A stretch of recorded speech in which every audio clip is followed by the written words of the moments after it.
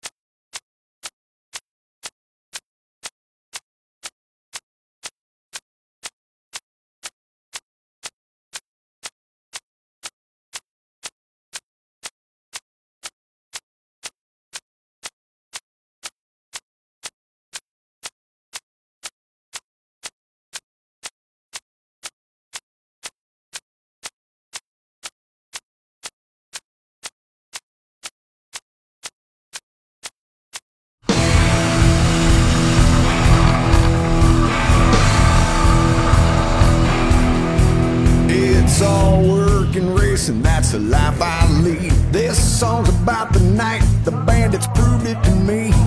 Blowing black smoke down those old country roads, drifting every corner as fast as we could go. Who would have thought this would ever be? Fox sent a crew down like I've never seen, 'cause someone called us bandits in a local magazine.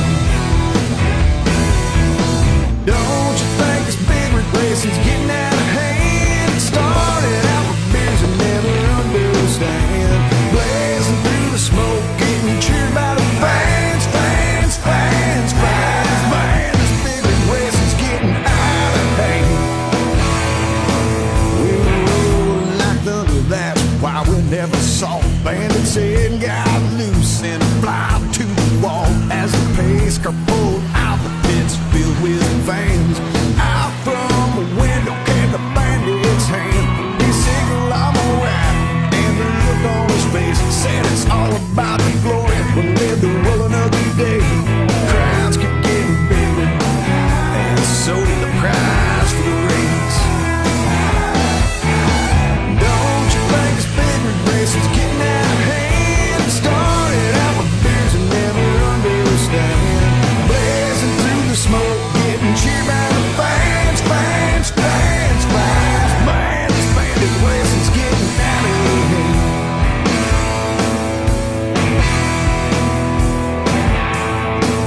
It's all work and racing, that's the life I lead. This song's about the night the bandits proved it to me. Blowing black smoke down those old country roads, drifting every corner as fast as we could go. Who would have thought this would ever be? Fox sent a crew down like I've never seen, 'cause someone called us bandits in a local magazine. Don't you think this big rig racing's getting out of hand? It started out with beers and never understand, blazing through the smoke, getting cheered by the fans, fans, fans, fans. Man, this bandit racing's getting out of hand. Man, this bandit racing's getting lots of things.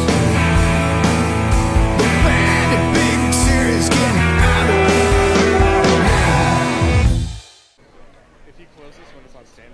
It's a track where legends have raced on, and it's filled with history. Names like Earnhardt, Petty, and many more have raced on this track, and now we're ready for the Bandit Big Rig Series live at Concord Speedway. Hello everyone, my name is Adam Otwell. I am joined up here by Dave Wright. We're ready to call the live broadcast, and to everyone tuning in, we thank you for joining us live from Concord Speedway. We're ready for opening ceremonies. Let's send it on down to PT. Yeah, gentlemen, certainly appreciate it. It's going to be one heck of a night here tonight. The action on the track is off the charts. The track is hot. The fans, I don't care if they're tailgating in the back or if they're here in the main area, we certainly appreciate it. So we're going to get things going with our opening ceremonies, and here we go. Let's get things going with our opening ceremonies, and to begin, it's Jeff Otwell with our invocation.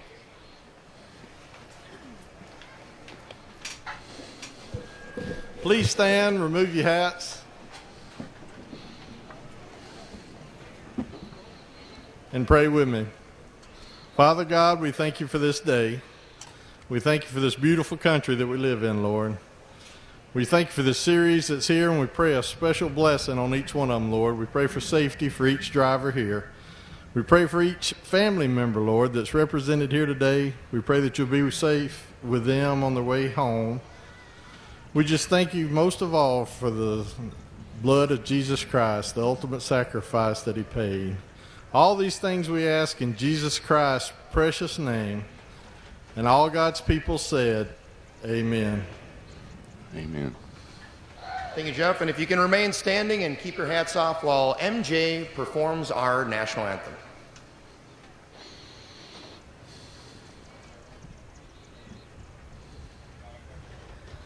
Oh, say, can you see by the dawn's early light what so proudly we hailed at the twilight's last gleaming, whose broad stripes and bright stars through the perilous fight o'er the ramparts we watched were so gallantly streaming, and the rocket's red glare, the bombs bursting in air, gave proof through the night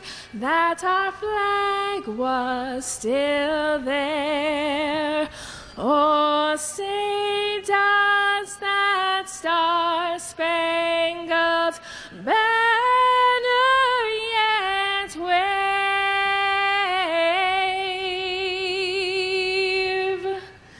o'er the land of the free and the home of the brave?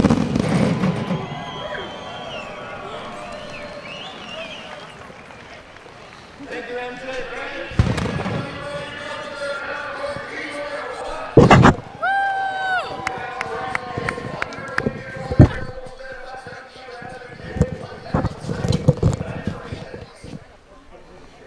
All right, ladies and gentlemen, we are live here at Concord Speedway. I am being joined with, as always, Dave Wright. And Dave, I gotta tell you, I am really looking forward to what the Bandits are going to be doing here tonight, because we are at a track where some of the biggest names in racing have raced at. And I understand why we have some of the caliber professional drivers that we do. I was out on this track today. It takes an immense amount of skill to drive this track. It's very technical and it's narrow in places. So oh boy, it's going to be a barn burner. I can't wait to see how this works out. It's going to be a good show. And as you take a look at the live stream here, we've got our onboard camera once again. The Godfather is going to be carrying the onboard for us, and I guarantee you we are in for another wild night of action here. You know, it's always a good thing when the Godfather's got the onboard camera, because he's always good for some exciting shots. Always, every race. Yeah. And speaking of the Godfather, I would like to take this time right off the bat to send a special shout out to the Godfather's biggest fan, Trevor Smith. Hi, Trevor. Trevor, if you're watching this, we would like to give a big shout out to you. Hope you're enjoying it right off the start. The crowd's getting excited. It's going to be a good night. This, like I said, this track is The front stretch is narrow. The walls are low. We're going to have to be careful keeping trucks out of the wall. You saw what happened last weekend or last race at Motor Mile in Virginia. You know, we broke the wall there. These walls are low. You could get a truck loose pretty quick. I mean, these trucks set up high. They weigh a lot. That's how the wall got broken in Virginia. So we hope we don't have any of those issues tonight. But man, I'm telling you, this track gets narrow in some important places where you need that width. For 3 wide is going to be hard to do tonight. Yes, indeed. And let's talk about some of the storylines going into this race. The guy who has been dominating so far in the first 2 races is Alan Bowles, the driver of the 3. He's won the first 2 mains. He has been unstoppable, but shockingly enough, he is not the points leader. The points leader is Tommy Boileau. He has a 56-point lead over Ricky Rude. Well, you think about this, you know as well as I do, Adam, how you get points for the challenges, you get points for the heats, you get point for the truck on truck. We called it the Australian Pursuit. Now the Bandits have adopted it as one of our events. But you get points for all those, and Tommy did consistently better through all those, where Alan kind of came from the middle of the pack and just won the A main. So, you know, you get a lot of points for that, but Tommy had built up too many points going into those A mains, and that's how he's got the point lead. He's just such a consistent driver. He's a good driver. Yeah, and there's also a slight change in the field here today. The driver of the 63, Cody Slewinski, there was an issue with his truck, and he's driving the 51 truck, but they repainted it. It's now the 63. It was the last minute. We did an interview with him earlier, and it was still the 51, but they went and changed it after we had done it, and now it's the 63 truck. They had used a little duct tape, and I think our race series director got on them about that because the rules state no duct tape. So yes, indeed. Let's look at the points here. Yeah. As we take a look at the points here, Tommy Boileau is leading. Second place is Ricky Rude, and third place is Alan Bowles. And in fourth, we have Cody Slewinski. And rounding out the top 5 is Mark Noble. Now, take a look at where Alan Bowles is right there. He's currently running in third. He's right behind Ricky Rude and Tommy Boileau. I'll tell you, if anyone's got a shot to get up and get to that points lead, it's definitely Alan Bowles or Ricky Rude. Well, but we have an issue with Alan Bowles in this race because Alan is in a new truck. They're going to try and find the limits of it. You know, that's going to happen quick. But Alan's it's going to have a little bit of growing pains. Although Jupiter Motorsports is good about sorting these out. That's a brand new truck. They were still working on that truck at 11 o'clock last night. So, you know, you've got some bugs to work out of the new one. Here's a storyline for you. Who are we missing this weekend? Let's see. One person we're missing is the Trominator, number 29. He's not here tonight. And out of Nashville, Tennessee, we're missing Mike Morgan. Yeah, that's right. Mike Morgan is not here tonight, and that's a shame. It is. I think with Mike's driving style, and you know, he's always a great interview. He's such a great guy, and he's such a good driver. And I think we need him back out on the track. So if Mike Morgan is listening, buddy, get that thing fixed. We need you out here. Yeah. And that's what happened with Cody's truck. The 63 he normally drives, they're having engine issues with it. So the engine was coming out of it for a total rebuild. So that's why Cody's in what was the 51. Now it's a little bit, I don't know. I don't know if they spray painted duct tape, but they got 63 on it. I don't know if it's still on it or not.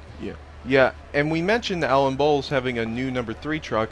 Also in this field is John Lisenby making his return to the Bandit Big Rig Series. He's driving the 7 truck, but it's the old number 3 truck of Alan Bowles. So we've got a proven 2-race winner. Jonathan Lisenby stepped into a proven 2-race winner. Oh, we see the Godfather. I see Big Phil's motioning for him to get out there. Yes, indeed. There's another shot of the onboard for Craig Krugerberg. And I tell you, the Godfather has been impressive these first 2 races. But really, I would say that when he best shined was during the was during the Bandit shootout, because that last race he won 6 races. That's the most we've ever had, the most wins in the Bandit shootout. Craig is quickly becoming the king of the Bandit shootouts. It's pretty interesting to watch, especially I watched him in practice today. Now you think about this. Craig got kind of rooted out last weekend at Motor Mile in Virginia. Craig backed that truck into a wall. That truck from the cab back is all new. So they were shaking it down early today. It seemed to run good. Craig seemed to be happy.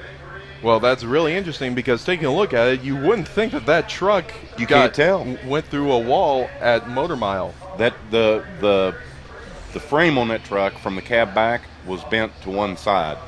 They had to clip it. Oh, there's Scotty. Yep. Scott Treadway in the 4. We're getting ready for our first heat race of the day.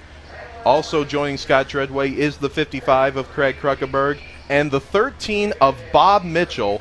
Those are the first 3 that we see getting ready for our first heat race.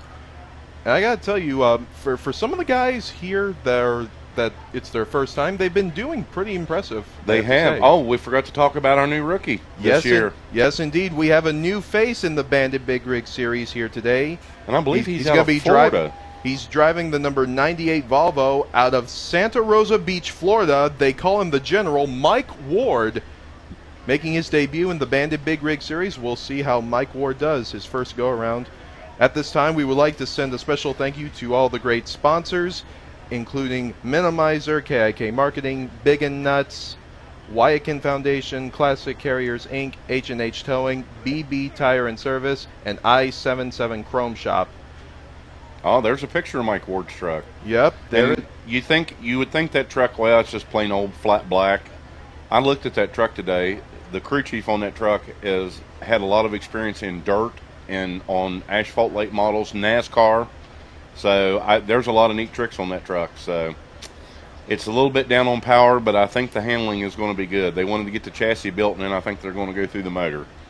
Well, I got to say, I really like the way the number 98 is styled.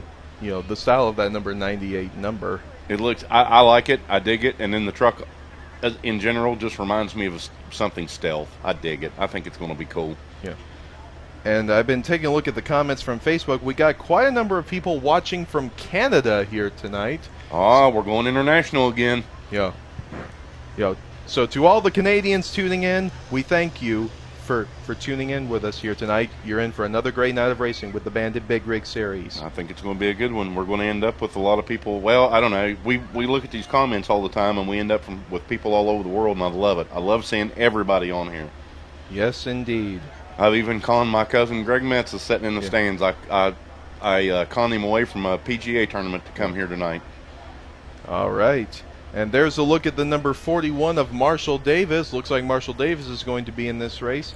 And I have to say that Marshall's been, I'd say he's been pretty consistent. He was, and we know that Marshall surprised some people in the shootout races last race at Motor Mile in Virginia.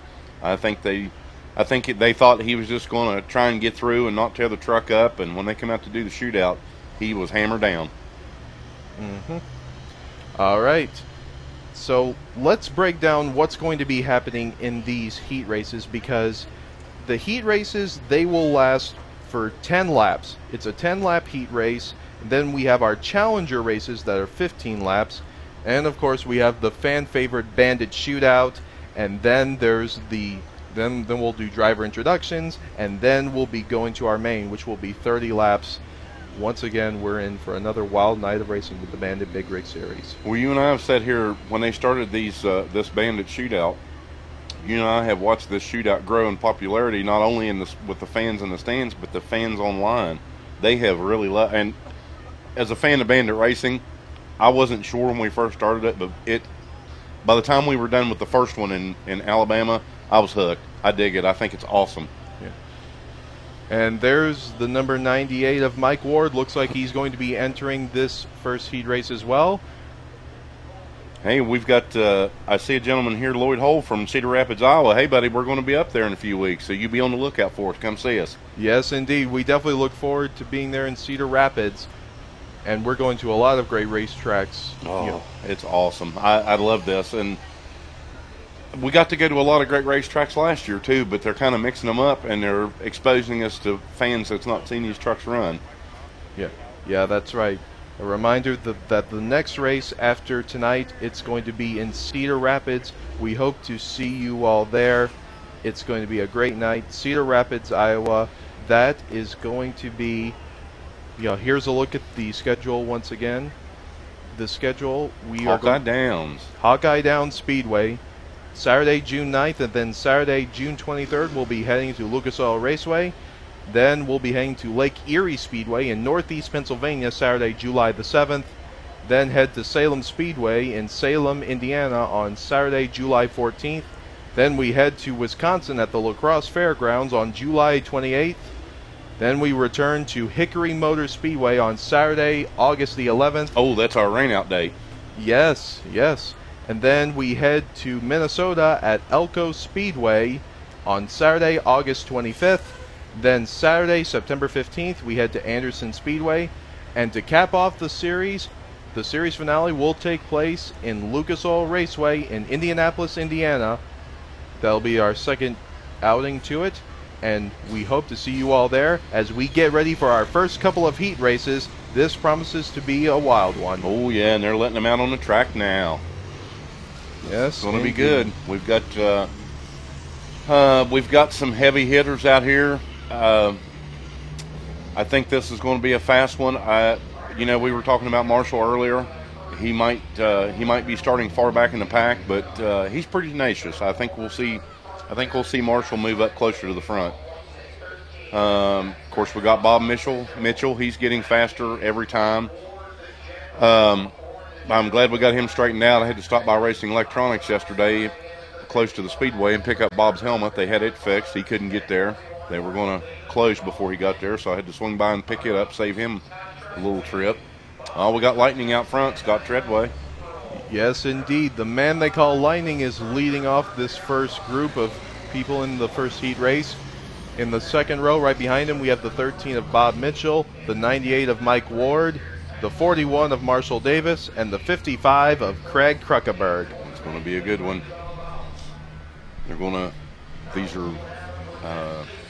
And they're already lining up for the second heat. They're going to get them ready to roll. Yes, indeed. And let me ask you this, Dave. On this first heat race, when you take a look at the two guys out front that are going to be leading it off, Scott Treadway and Bob Mitchell, who do you think you would give the advantage to? I would have to say probably Scott Treadway. He's got more experience in this, and I know the cat in that Western Star is running really good. I think our two dark... the Godfather's always going to run good. Craig always runs good. I think our two dark horses in this race are going to be Mike Ward and Marshall Davis. I don't know. I know those guys have fast trucks, but the Godfather can make that blue 55 wide when he needs to too. We've seen it happen. Yes, indeed. I know that Mike Ward has the handling in his truck, but I know they were saying earlier that they were down on power, but they wanted to get the chassis work straightened out, and then they were going to go through the motor and make more power. So I think he's going to be a force to be reckoned with. I talked to him and his crew chief today, and they're both super great people. All right, we're getting ready for the green flag to wave. Let's see what's going to happen. There's the green flag. We are racing. Let's go, boys. Let's go. And in the first heat race, it's the 4 of Scott Treadway alongside the 13 of Bob Mitchell. Who's going to get the advantage onto the back straightaway? It's Lightning. Scott Treadway leads them off, and here comes the Godfather to the inside of Bob Mitchell for second place, and he's going to get it. Craig is going to waste no time. I think Craig and Scott might be a little more evenly matched because of their experience on the track. And there's the first lap of the first heat race. Scott Treadway leads them off. Now the question is, can the Godfather catch up to Scott Treadway and make a pass for the lead? Meanwhile, as they come off the turn here, the number 98 of Mike Ward, he's trying to reel in the 13 of Bob Mitchell, but he has his hands full with the 41 of Marshall Davis right behind him. And here they come off turn number 3 here. And Marshall Davis is right there on the 98, and here he goes to the inside of him. Marshall Davis looks to the inside, but Mike Ward shuts the door on him. Marshall's giving him everything he can, but Marshall was running a different line.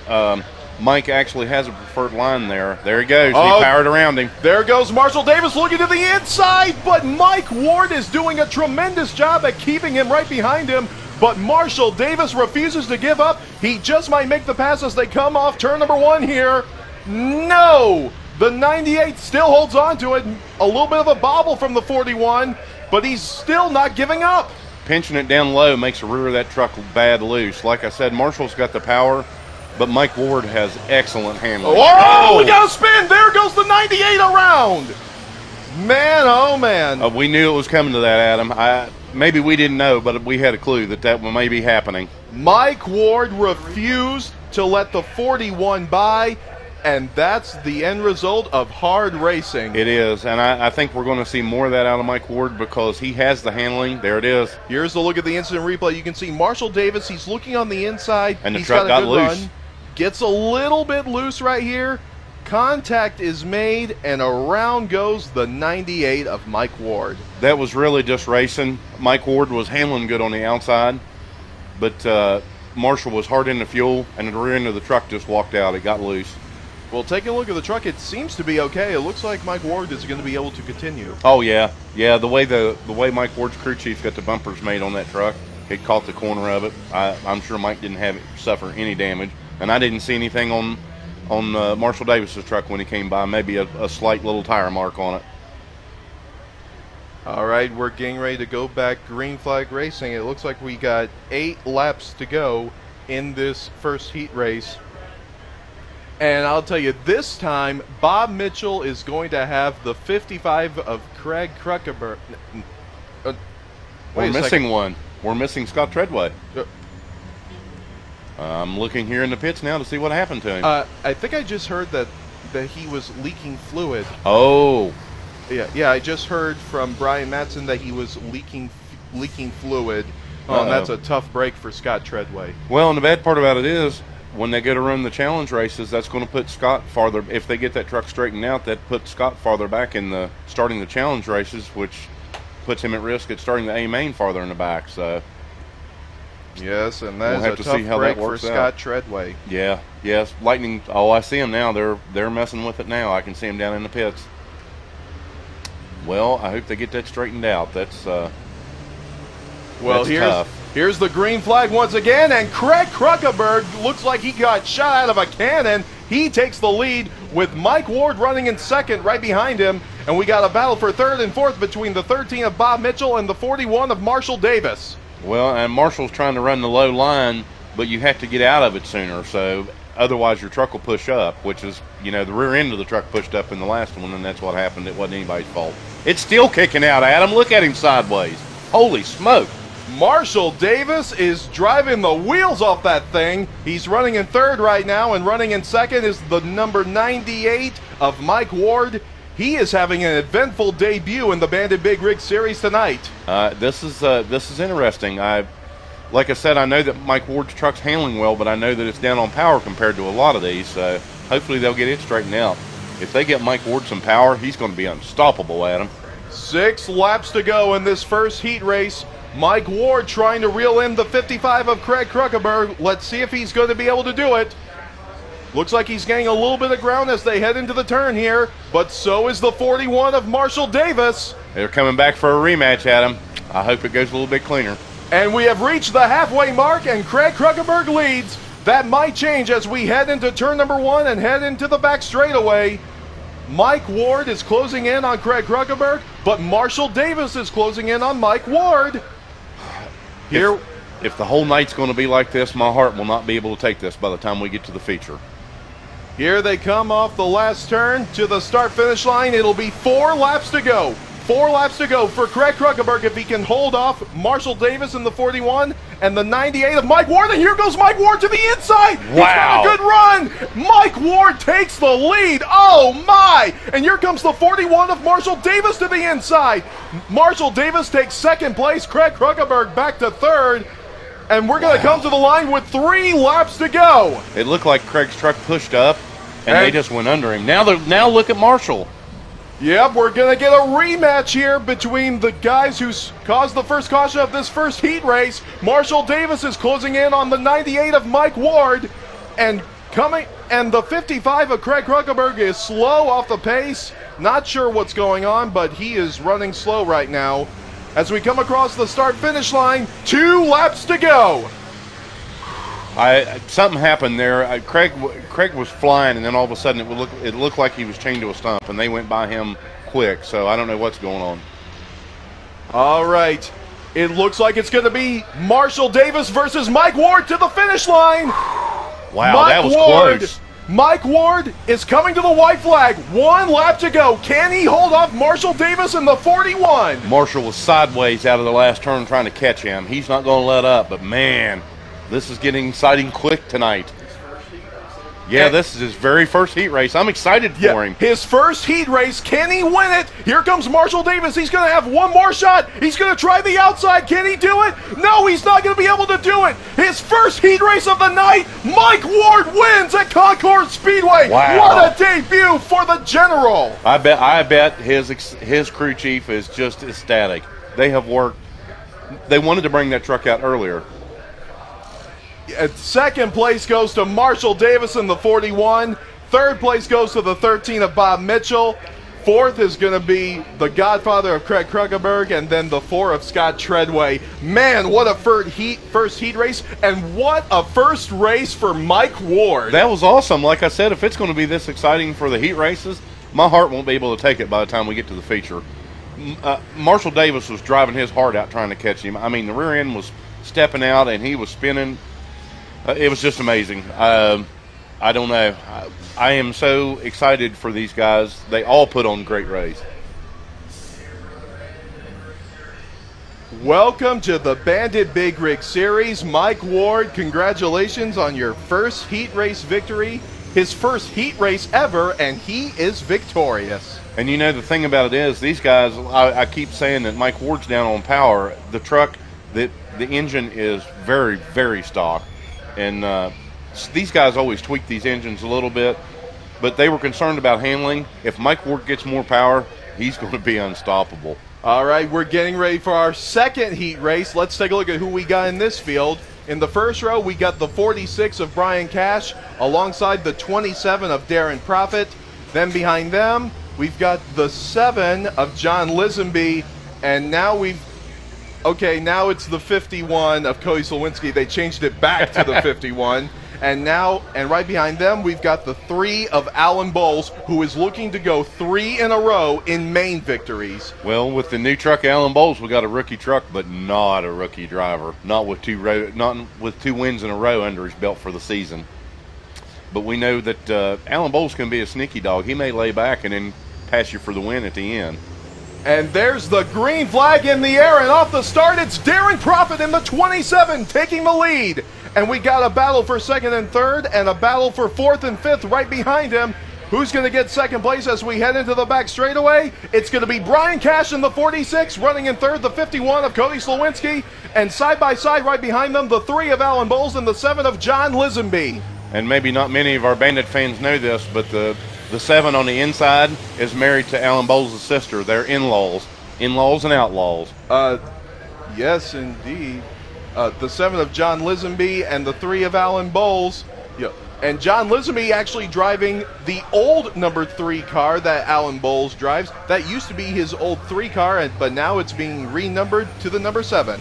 And we know that Jonathan's truck is a proven winner, so I'm anxious to see how that turns out.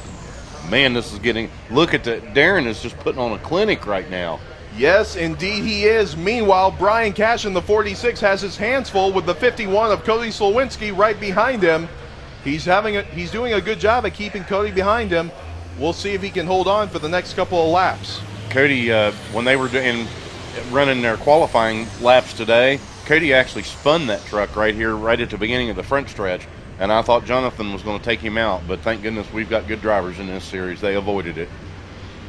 Taking a look at the lead, I would say that Darren probably has like a 6 truck length lead. Oh yeah. Yeah. We got a battle for second right now. The 51 of Cody Slowinski is looking to the inside of Brian Cash. Can he make the pass as they enter the back straightaway? Yes, he will. I was wondering about Cody. He's not happy not to be in his regular 63 truck. It handles a little bit better and has a little bit more power than this one, so I'm sure he'll be anxious to get back in his regular 63. Yes, I'm sure he is, but for right now, he's doing a pretty good job driving that 51 as we have reached the halfway mark. We'll see if Cody Slewinski has enough time to catch up to Darren Profit, but I'm not sure. I got busted on the live feed here with Jonathan Lisenby's wife. She told me to be quiet because I said in-laws and outlaws. Sorry, Susan. All right, coming across the start-finish line, 6 laps completed, 4 laps to go. And right now we got another battle that it looks like it's going to be heating up between the 7 and the 3 once again. The 7 of John Lisenby trying to hold off the 3 of Alan Bowles. We'll see if Alan has anything for John in the last couple of laps here.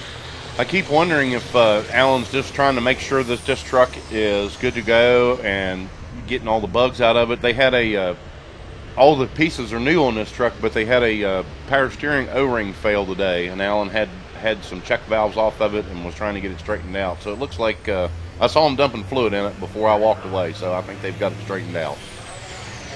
2 laps to go in the second heat race, and the 3 of Alan Bowles is looking on the inside of John Lisenby in the 7. He could be looking to make the pass right here as they enter the back straightaway. I wonder if, since they're brother-in-laws, I wonder if Jonathan wants to be the first one to put a tire mark on the side of Alan Bowles' new truck. We'll have to see how that turns out, too. White flag out for Darren Profit in the 27. All he has to do is hold on for one more lap. There they go into the back straightaway. And coming into the final turn, here he comes. Off the final turn, the winner of heat race number 2 is going to be Darren Profit in truck number 27. Second place goes to the 51 of Cody Slewinski. Third place goes to the 46 of Brian Cash, followed by the 7 of John Lisenby and the 3 of Alan Bowles. I tell you, for being less power and less handling, I think Cody Slewinski did an excellent job right there. I'm getting picked on now by the Godfather's wife. Robin says, I have 3 driver wives at home watching. We've got Jonathan's wife watching from home. We've got Craig's wife watching from home. And we've got Cody's wife watching from home. Some in North Carolina and some in Minnesota. Hello, ladies. I love you all. I wish you all were here. We do wish you were all here. And there's a look at the 27 of Darren Profit once again. He has always been consistent in the Bandit Big Rig Series. He's still looking for a victory in the main. He could get it here tonight. I'll tell you what, if he runs a main like he just run that heat race, Darren's going to be hard to deal with. Well, we're ready for our next heat race. It's going to feature, let's take a look at who we've got in this field. We've got the 74 of Mark Noble leading off the field alongside the 54 of Tyler Kreckenberg. In row 2, we have Ricky Rude in the 14 alongside 17 Justin Ball. And right behind them is the points leader, Tommy Boylo, in the number 16. I think this is going to be interesting with Tommy starting from the back, and he's got a very formidable group to work his way through. So, we know that Tommy's got the talent, so we'll have to, hopefully the truck's handling all right. He seemed to be pretty happy with it. I saw him and his truck owner, Michael Caesar, talking earlier, and they seem to be pretty happy with it. So we'll see how this works out.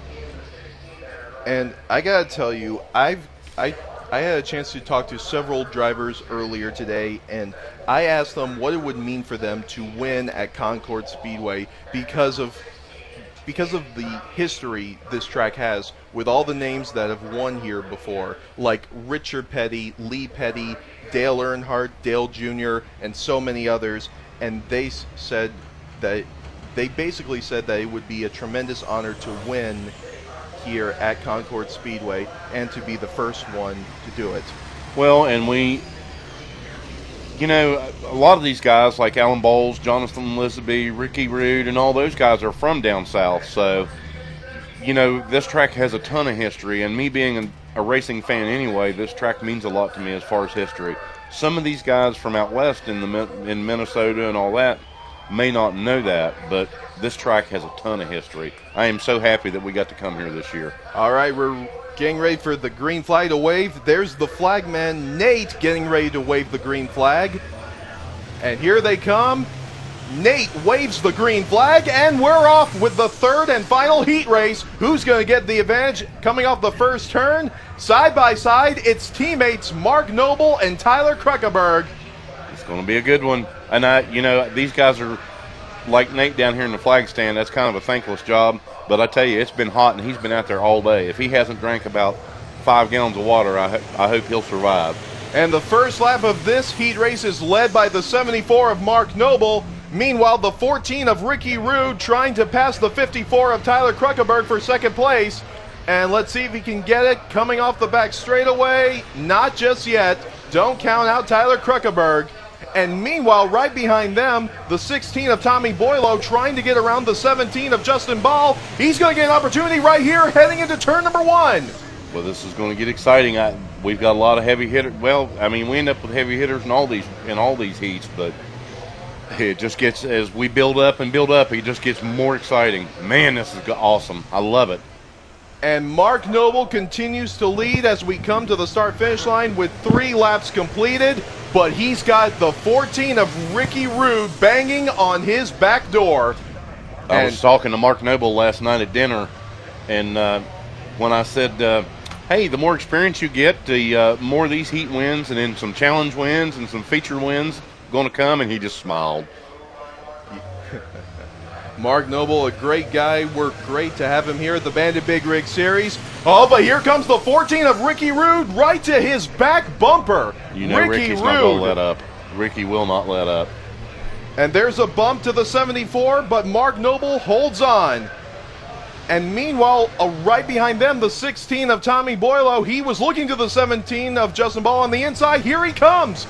Justin's truck pushed up bad. He had the left front locked up, and it was smoking. Yes, he did. Justin Ball is really holding on to those brakes, but Tommy Boylo not backing down. Well, and it's forcing Justin to run a higher line. Oh, look at Tyler. He shot up there. Kind of concerned me a little bit. I hope everything's okay there. And here we come to the start-finish line. It'll be 4 laps to go. 4 laps to go for Mark Noble if he can hold off Ricky Rude. I think I'm enjoying watching this. I know everybody wants to watch the leaders, but I'm really enjoying watching Tommy Boylo and Justin duke it out. This is pretty cool. Yes, indeed. Justin Ball is really giving our points leader something to work for, because Tommy Boylo has tried everything he can to get around Justin Ball, but Justin Ball just shuts the door on him every time. I'm already starting to see people showing up about where they're at. We've got people from Southern Arizona. We've got people from Honduras. Thank you, Pat Corley. They're rooting for Mike Whoa, Ford. and Tommy Boylo tried the outside of Justin Ball, but Justin Ball shut the door right on him, and Tommy Boylo almost touched the outside wall there. That outside up close to the wall, I was up there. There's a lot of rubber buildup, and that would be very slick. I would be very concerned about running up high. 2 laps to go. 2 laps to go right here, and Tommy Boylo is giving Justin Ball everything he's got. Here he goes, going to try the inside again. He's got an opportunity as the white flag waves. We've got a great battle for 3rd and 4th. Justin Ball goes to the outside of Tyler Kruckeberg. And Tommy Boylo has slowed down. I wonder if we have a truck issue, or if something got heated up and he's got to let it cool back down, or I have to keep an eye on this and see what's going on. Final turn right here. It looks like it's going to be Mark Noble in the 74. Sideways, but he holds off the champion Ricky Rude. He wins. Ricky Rude comes in 2nd. 3rd place, Justin Ball. 4th place, Tyler Kruckeberg. And 5th place, Tommy Boylo. That was a extremely well-fought heat race there. Holy smoke. They just get more exciting. Now I'm anxious for the shootout and the challenge races. Like I said, I don't know if my heart will make it through the feature or not. Wow. Yes, indeed. But anyway, I was saying we got people from Honduras, Southern Arizona, Knox Island, North Carolina. Oh, and by the way, it's Mark Noble's wife's birthday, so we wish her a happy birthday and hope she's having a good time. I've met her once, I think, so she's going to have to come back to the track. She seemed like a very nice lady. All right, well, that does it for our heat races here tonight. And I got the chance to talk to the winner of our first heat race tonight, Mike Ward. Mike Ward making his debut in the Bandit Big Rig Series. his first race, and so far he has been very impressive. I have to agree. I'm anxious to hear what he's got to say. And yeah, I got the chance to speak to Mike Ward, so let's go to that interview now. As we're getting ready to go racing at Concord Speedway, here's going to be our first look at the driver, the number 98, Mike Ward. Mike, tell us a little bit about yourself. Well, I'm from Santa Rosa Beach, Florida. Just a big fan of big trucks. I've owned them for many years, and a decent amount of racing experience, but none in a semi-truck. So what got you involved in the Bandit Big Rig Series? Well, as the song goes, I like big trucks and I cannot lie. So I'm just a fan of racing, and I like big trucks. So what can race fans expect from you here tonight? I have no idea. I don't have virtually any laps in this truck, or any semi truck for that matter. I've got a fair amount of dirt experience, but it just, I have no idea what to expect tonight. All right, well, Mike Ward is going to be making his debut in the Bandit Big Rig Series. We'll see how he does his first time around. And there you have it from Mike Ward, his first heat race in the Bandit Big Rig Series, and he is victorious. How many people, no matter what sport they're in, can say that they won their first race that they've ever competed in a series? The first one I can think of off the top of my head happens to be another Bandit driver, Mark Noble, who just won his heat race. He won his first heat race that he ran with the Bandits. Yes, indeed. And I want to tell you that was Cedar Rapids. I think that was at Hawkeye Downs at Cedar Rapids. I think he won his first one. No? Oh, it was Missouri. You're right, Lebanon, Missouri. Yeah, I-44 Speedway in Lebanon, Missouri. Mark Noble has been very impressive. He won that last heat race, and I got to tell you, he may be a rookie in the Bandit Big Rig Series, but he is not a rookie in racing. Oh, absolutely not. He's got decades of wins. I want to tell you, asphalt, dirt track. I know he's won a lot of dirt track modified races. Like I want to tell you about 600. Oh, there's that instant replay. Yeah. This is an instant replay of the battle between the 98 of Mike Ward and the 41 of Marshall Davis. I think this is a look at the first spin out of the night. Yeah, Marshall Davis was looking to pass the 98 of Mike Ward. Right there, you can see the rear end get loose. Yeah, he got loose, and Mike Ward just couldn't hold on after contact was made. These trucks run on the edge so much right there. It was. But I'm glad no damage came out of it. We got a lot of people starting to come in. That's good. Bib overalls, that would be comfortable. I'd like to be wearing a set of bib overalls right now. Everybody looks comfortable. It's too hot to be wearing anything too heavy today. Yeah. It's been a beautiful day here, and it looks like we're going to have a beautiful night. Let's see. I believe that they're talking about Mark Noble here. Jason just came in. He said also won his first dirt race in Morristown, Minnesota. I'm not surprised after sitting here watching this man drive a Bandit truck. I think you could. It's like I always say about Tommy Boylo. I think you could drop him in anything, give him 2 laps, and turn him loose. I think there's just that much talent. Yeah. All right, and now it looks like we're getting ready for our Bandit Shootout. The Bandit Shootout, from the time we started this back in Mobile, we have received nothing but positive reviews. They love this. It's been fantastic, but I mean, it's exciting. I mean, we saw in the very first heat race, these guys were letting it hang out. Yeah. And if I recall correctly, the way that they do this, they take the 2 trucks that they rate it by qualifying, if I'm correct. Right, they start with the 2 slowest trucks in qualifying. Yes, they start with the 2 slowest trucks in qualifying, and the fastest truck... Yeah. And the fastest truck in qualifying was Tommy Boylo, so we look forward to seeing what happens when we go racing in the Bandit Shootout. We're going to take a short break, and we'll be coming back to you with the Bandit Shootout. We offer the best product on the market. There's no other tools like the tools we offer. We have over 375 dealers North American wide that that are able to support you wherever you are, whenever you are.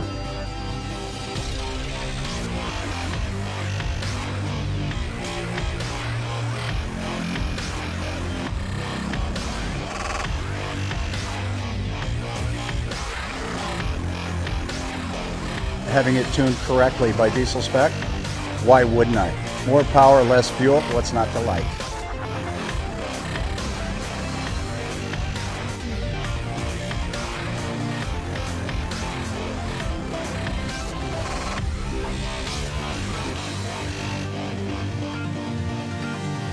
Drivers like it. They just like the performance under the pedal, yet having great fuel savings.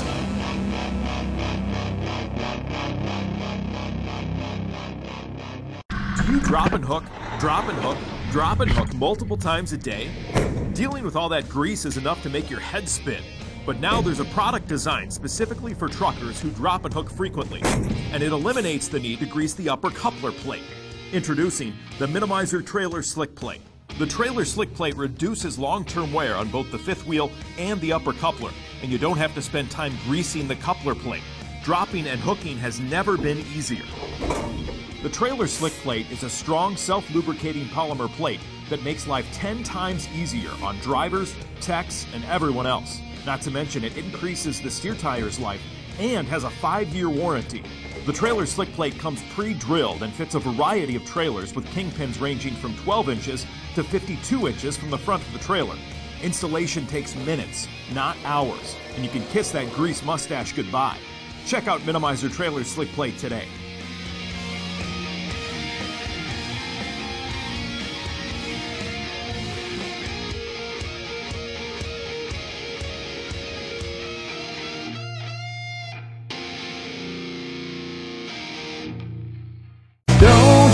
This big race is getting out of hand. It started out for beers we never understand. Blazing through the smoke, getting cheered by the fans, fans, fans, fans. Man, this bandit racing's getting out of hand.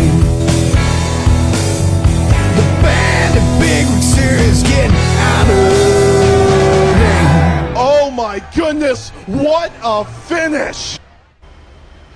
And we are back live at Concord Speedway. We are getting ready for more racing action live at Concord.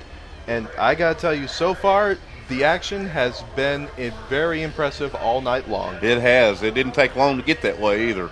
Like I said, I got excited quick. I couldn't help myself. Like I'm a fan as much as y'all are. Yeah, and this is also the first time that the Bandits have been on a tri-oval. It's very similar to Pocono, if you think about it. It's like an itty-bitty Pocono. But, and I think the line might be the same, kind of close. But like I said, I was out on this track this morning. And where it narrows up is where you would, I don't know, I'm trying to think of how to explain this. Where it narrows up quickly is where you need the most room if you're carrying that much speed. It gets very narrow quick in places here. And there's another look at the onboard camera for Craig Kruckeberg. As we get ready for the Bandit Shootout, the last time we did the Bandit Shootout, he won 6 races, the most anyone has won in the Bandit Shootout. We'll see if he's able to do it again. But I'll tell you, if he's able to duplicate what he did before, we might just have to call him the king of the Bandit Shootout. Oh, that's true, and he's proud of that too, and I understandably so. That's pretty cool. I mean, you get one lap to do whatever you can, and I think what kind of got Craig in the end is if you win, you continue on. Your truck doesn't get a break, and I think he got the right front tire real warm at Motor Mile in Virginia, and it just started pushing up, and Craig's talent didn't give out. The right front tire gave out. All right, and looking on Facebook Live, Chad Smith is asking, how fast do these guys get up to? At this track, they're running like a tops of 82, 83, 84, average speed. Yeah, they're probably picking up over 100 mile an hour in the straightaways, but whereas like at Motor Mile, these guys were averaging low 90s in a mile per hour, so I'm excited. Let's get these boys on the track and turn them loose. Yeah, and it looks like the first two trucks to compete in the Bandit Shootout are going to be the 13 of Bob Mitchell and the 98 of Mike Ward. Well, and now you've got Mike Ward. Now he's got a heat win under his belt. That's going to bolster his confidence there a little bit. Yeah. And like I said, he's got a crew chief with a lot of experience at these tracks, NASCAR tracks, dirt tracks. So that's got to bolster his confidence too. So, you know, he's probably going to have to pull them belts down a little bit. If I had won my first heat race and my first time out, my chest would be so puffed up you couldn't get the seat belts tight. All right, and let's take a look at who we have right now in the lineup as we get ready for the Bandit Shootout. The 13 of Bob Mitchell and the 98 of Mike Ward getting ready to go. There they go, out onto the track. We are ready for the Bandit Shootout. And hopefully, we saw the Godfather pull in early. Hopefully they've got the issues that they had with that truck maybe straightened out a little bit. Yeah.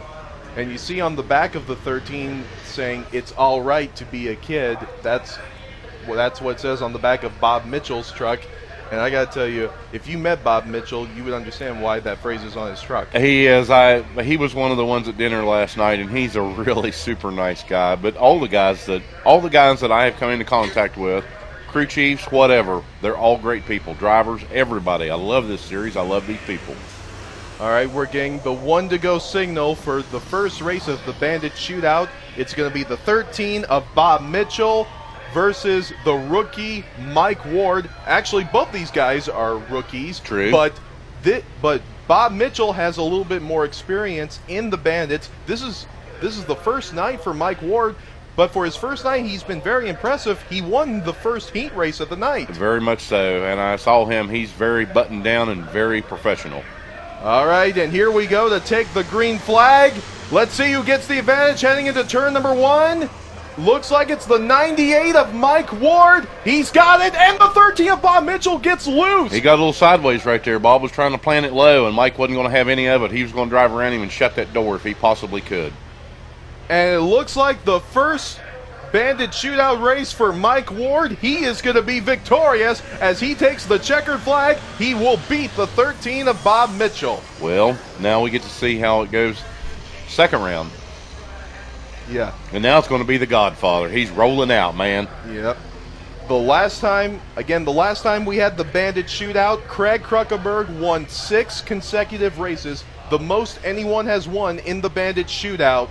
So Mike Ward really has his work cut out for him here tonight. Nana's on Facebook already. Nana Kruckenberg, she says, "I love the Bandit Shootout." I'm a fan with you, darling. I do. I love this part.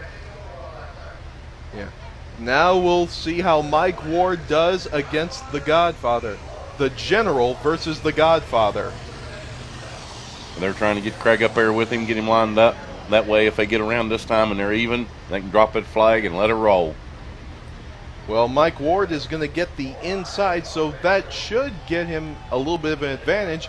But in these types of races, you never know which one works best for which driver. Well, that's true, but it's my understanding that the winner of the last race gets to pick which line he gets on the next race. So yes, indeed. If you win your last race and you want inside, you get inside. Yeah, we'll see how Mike Ward does. Oh! Contact was made right off the start. Mike Ward just shut the door on the Godfather. I think he was trying. I think he knew that with him being down on power, he didn't have a choice. He had to get that jump. And it's still, I don't know if that caused an issue with Craig's truck or if they're still having issues with it from last time. Well, could be. We'll have to look if they're saying that maybe Craig had a tire blow. Well, that's 2 wins in a row for Mike Ward. Let's see if we can get a look to see if Craig has a flat tire. Can't quite see it just yet. Left front, they're saying. No, it might be low, but it ain't down. No, the tires look to be okay. We'll have to take a look here. We're hearing that the turbo blew off of the Godfather's car. Our truck. It's getting no boost. Oh, man. Tough break for the Godfather. Well, moving on to the next Bandit Shootout race. Here's a look at the instant replay. Look at when you get done looking at the replay, look and see who's coming up. Oh, yeah, this is going to make it a very interesting Bandit shootout race. The two guys who caused the first spin out, the first caution of the entire night, Marshall Davis in the 41 against the 98 of Mike Ward. Oh, man, this is going to be exciting. And they finished 1 and 2 in that last heat race they were in. I can't wait to see what happens here as we get the 1 to go signal. I thought they were going to turn them loose. I got all excited. This is going to be a replay of the fist fight they had earlier. We got to build up the suspense because you don't know what's going to happen when we drop the green flag on these two. No, and like I said, Marshall's got 2 or 3 races ahead of him, and he's got a little bit more power. But we've already seen Mike Ward's not scared to put that truck there if it'll fit. Yeah. And he's got the handling. And Mike Ward is going to try the outside this time. He's going to try both lines, see what works the best. All right, there's the green flag. And Marshall Davis, let's see if he gets the advantage heading into the back straightaway. Nope, they're dead even. They're dead even. Nose to nose, baby. Oh, yeah, this is just a replay of what we saw in the heat. Side by side. And Marshall Davis gets the advantage heading into the final turn. Does Mike Ward have anything for Marshall Davis? He's going to try, but he's not going to be able to do it. Marshall Davis is going to win. That was, I got to be honest, I didn't know how this one was going to turn out. We saw them side by side earlier in the heats, and I just wasn't sure. These trucks, because of the handling of Mike Ward and the power of Marshall Davis, it was almost dead even. So that was a coin flip right there. I just didn't know how that one was going to turn out. And now it's Marshall Davis who is the man to beat in the Bandit shootout. And the first one to try to knock him off is going to be the 46 of Brian Cash. Well, this could be interesting too. Brian's held his own in these shootout races too. Brian Cash out of Lake Toxaway, North Carolina, sponsored by Turf, Mountain Sodium, Whiskey Throttle Customs, Race Builders, Whitmire Trucking, Brian K. Cash Trucking. They've got a good bunch. They've got a good group on that truck. And Carolina Cat for Whitmire Motorsports. There we go. And the people that I've talked to around that truck, Brian Cash and all those, super nice people. And I've been picking on him. I told him we've already nicknamed me Cash Money. He said, I had that in high school.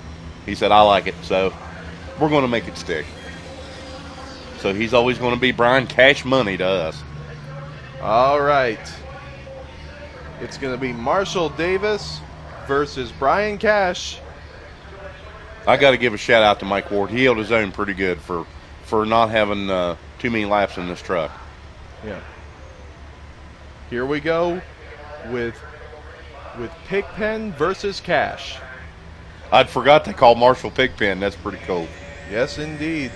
And there's the green flag. Nate gives the green flag. We are racing with Marshall Davis in the 41 and the 46 of Brian Cash. And Marshall Davis gets the advantage coming off turn number 1, heading onto the back straightaway. He's in take no prisoners mode now, but here comes Brian Cash. He's not going to let it go that easy. And here we go into the final turn. Can Marshall Davis hold off Cash? And looks like he will. He's going to take the checkered flag. Wow. Well, let's see who all we got coming. We got Darren Prophet coming up. Mo's on his way.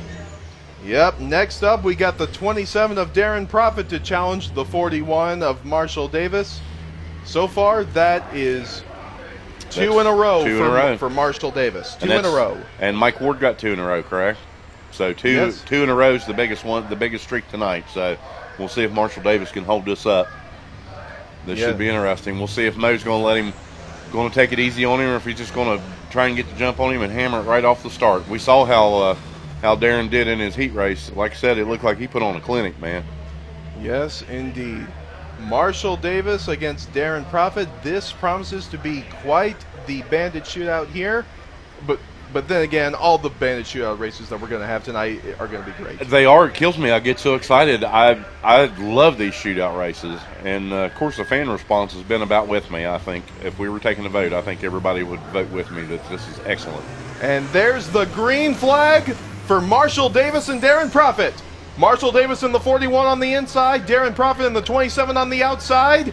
And Darren Prophet's got a little bit of an advantage. Man, they're just like Oh, look at Darren on the outside. Darren did a great job, and Marshall Davis got a little loose there. He was sideways. He was hard on the power right there. Oh, and it pushed up. Marshall pushed up. And Darren Profit's going to take the checkered flag. He is now the man to beat. All right, so that brings our streak. We're still at 2. 2's the biggest streak tonight. We got to see how this is going to roll out. All right, who's Mo got? Next up, we've got Cody Slowinski. no, it's the 7. Oh, no. I'm sorry. It's Jonathan Lisenby. Yeah, John Lisenby Jonathan in the 7. I missed Jonathan going out on the track, and I was looking to see who was on pit road. Sorry about that. That's my bad. Cody's going to get his shot here in about a lap. All right. Here we're getting ready for Darren Profit against John Lisenby. And I got to tell you what, I definitely look forward to seeing on how John Lisenby does right here, because it's been a while since we've seen him in the Bandit Big Rig Series. Well, he was here at the past couple of races, but he wasn't racing. Well, that's true. He was crew chiefing for Alan Bowles, so we'll have to see how this turns out. We know that Jonathan's in an excellent truck. So, like I said, this truck's got 2 wins in a row on it in our past 2 races. So, we'll see how it goes. We're about to find out. Yep, we're getting a 1 to go signal here. And before we take the green flag, I want to give a quick shout out to someone who is watching right now. My good friend from Montgomery, John Midkiff. He is watching right now live on Facebook. Hi, John. Welcome, buddy. Yeah, he is the flagman at Montgomery Motor Speedway. So there's a shout out to you, John. Hope you're enjoying it. Well, when we raced there, I got to meet him and didn't realize who he was. So, hello, welcome. All right. And we're ready for the green flag to wave between the 7 of John Lisenby and the 27 of Darren Profit. And there's the green flag dropped by Nate, and we are off into turn number 1. Darren Profit gets the advantage. It looks like, no, the 7 of John Lisenby is right there with him. They side are by wheel side. to wheel. And it looks like they touched a little bit. They're still side by side. Oh, man, that is close, but John Lisenby, he might clear Darren Profit here. Yes, he will. Oh, but he's pushing up at him. He pushed up. Is Darren going to go low? Not enough time. Not enough time. John Lisenby beats Darren Profit. And our streak is still 2 in a row. I don't know if my heart can take this already or not. Next up, the 27 of Darren Profit. His first challenger is going to be the 51 of Cody Slowinski. Oh, we've got a die-hard Jupiter Motorsports fan here. Hello from Weaver, Vegas. Hi, David Fisher. We're glad you're with us, buddy. All right. Yeah. Now we should explain what's going on in the crowd because whoever wins the Bandit Shootout, the person who is representing the number is going to get quite the prize. Oh yeah, they give however many trucks we've got. They pick out that many kids, and they give them each a number. And they start with a $100 bill. And whoever's left standing at the end of this, if your driver wins, your kid gets that $100 bill. And they've given away $100. I mean, we're not talking like a check or something you got to wait on. They're giving $100 bills in cash out. So, and I was down on when they were doing the meet and greet, the Minimizer girls were out giving out hats and stuff with the number on them. So if your child got that number, I'm sorry, I didn't mean that. We missed the beginning of this lap. And there's the green flag. John Lisenby in the 7. He's got the advantage, but don't count out the 51 of Cody Slowinski. He's right there with him, but can he make the pass coming off the final turn here? I know that 7 truck's got a little bit more power. We got to see how this goes. But Cody has no quit in him. That boy was not going to give up. He got outpowered. He didn't get outdrove. That's 2 in a row for John Lisenby in the 7. 2 in a row. And next up to take him on is the 3 of Alan Bowles. Uh-oh. Oh, boy. This is going to be interesting. And here's why it's going to be interesting. John Lisenby is driving the old number 3 truck. And they've cleaned it up, put new numbers on it. Yeah, and Alan Bowles is driving a new number 3 truck. And so this is going to make quite the interesting pair. It's basically like an old versus new type of deal. It is. I feel the need to tell you this while we've got one slow lap left. As I was down in the meet and greet, the drivers were signing autographs. One boy, now you can't do this to Ricky Rude because it's going to happen. One boy said, "Will you sign my forehead?" Ricky Rude signed his forehead in Sharpie. And the kid was proud to have it. It was cool. The only time I can recall someone getting their forehead signed was in a movie called Herbie Fully Loaded. Yeah, I remember that. That was cool. But I'd never seen it happen in person. It was something different to see, and the kid was just proud as pie to have it. All right, here we go. It's going to be old versus new right here. Redbeard versus Turbo. I got to be honest, I don't have a favorite in this race. I love both of these guys. They're both talented drivers, and they're both talented truck builders. And it looks like Alan Bowles has a little bit of an advantage coming off the back straightaway as we head into the final turn, but John Lisenby is there. If Alan gets him cleared. cleared. It's going to be close here. We might have a photo finish. Who's going to get it? Oh. It's going to be Alan Bowles in the 3. Got the new truck, got the win. Great job by Alan Bowles. I could be wrong, Adam. It looks like they have most of the bugs shook out of that new truck. We'll have to see how this works out. Yeah. This is exciting. I can't help it. And I'm looking at all the trucks that we have left. Provided that Alan Bowles survives the rest of the night in the Bandit Shootout, he will tie Craig Kruckenberg with 6 wins in the Bandit Shootout. Well, we got to see because we're still, our biggest streak's still 2 today, right? Yes. And here comes Mark Noble. We know how he likes these shootouts, too. Yes, indeed. Mark Noble, he's going to be the first one to try to take on the 3 of Alan Bowles. We'll see if he's able to beat him. We've still got some heavy hitters left in the field, man. Indeed we do. Alan Bowles in the 3, Mark Noble in the 74. I have to be honest. I think our driver to come out last could be our spoiler. The tires are cool. Tommy Boylow, we know how talented that young man is, and he's going to be on cool tires. So we'll have to see how that works out. I think that's going to be our spoiler right there. I'm not calling for a winner. I just know the talent in the truck. All right. Here's the green flag. We are racing, and Mark Noble blows Alan Bowles out of the water. Well, Mark got a jump like he was shot from a cannon at him. But, looky here. Oh, but here comes Alan Bowles. He blows back into the lead. Mark pushed up. Oh, caution is out. Oh, Mark got too much of a jump, I bet. Yeah, they did not like the start of that race, so we're going to try it again. They want them to be even. They want these trucks to be even. And it's hard when you're in a moving 12,000-pound piece of equipment to make them even. But I think race control wanted them just a little bit more even than that.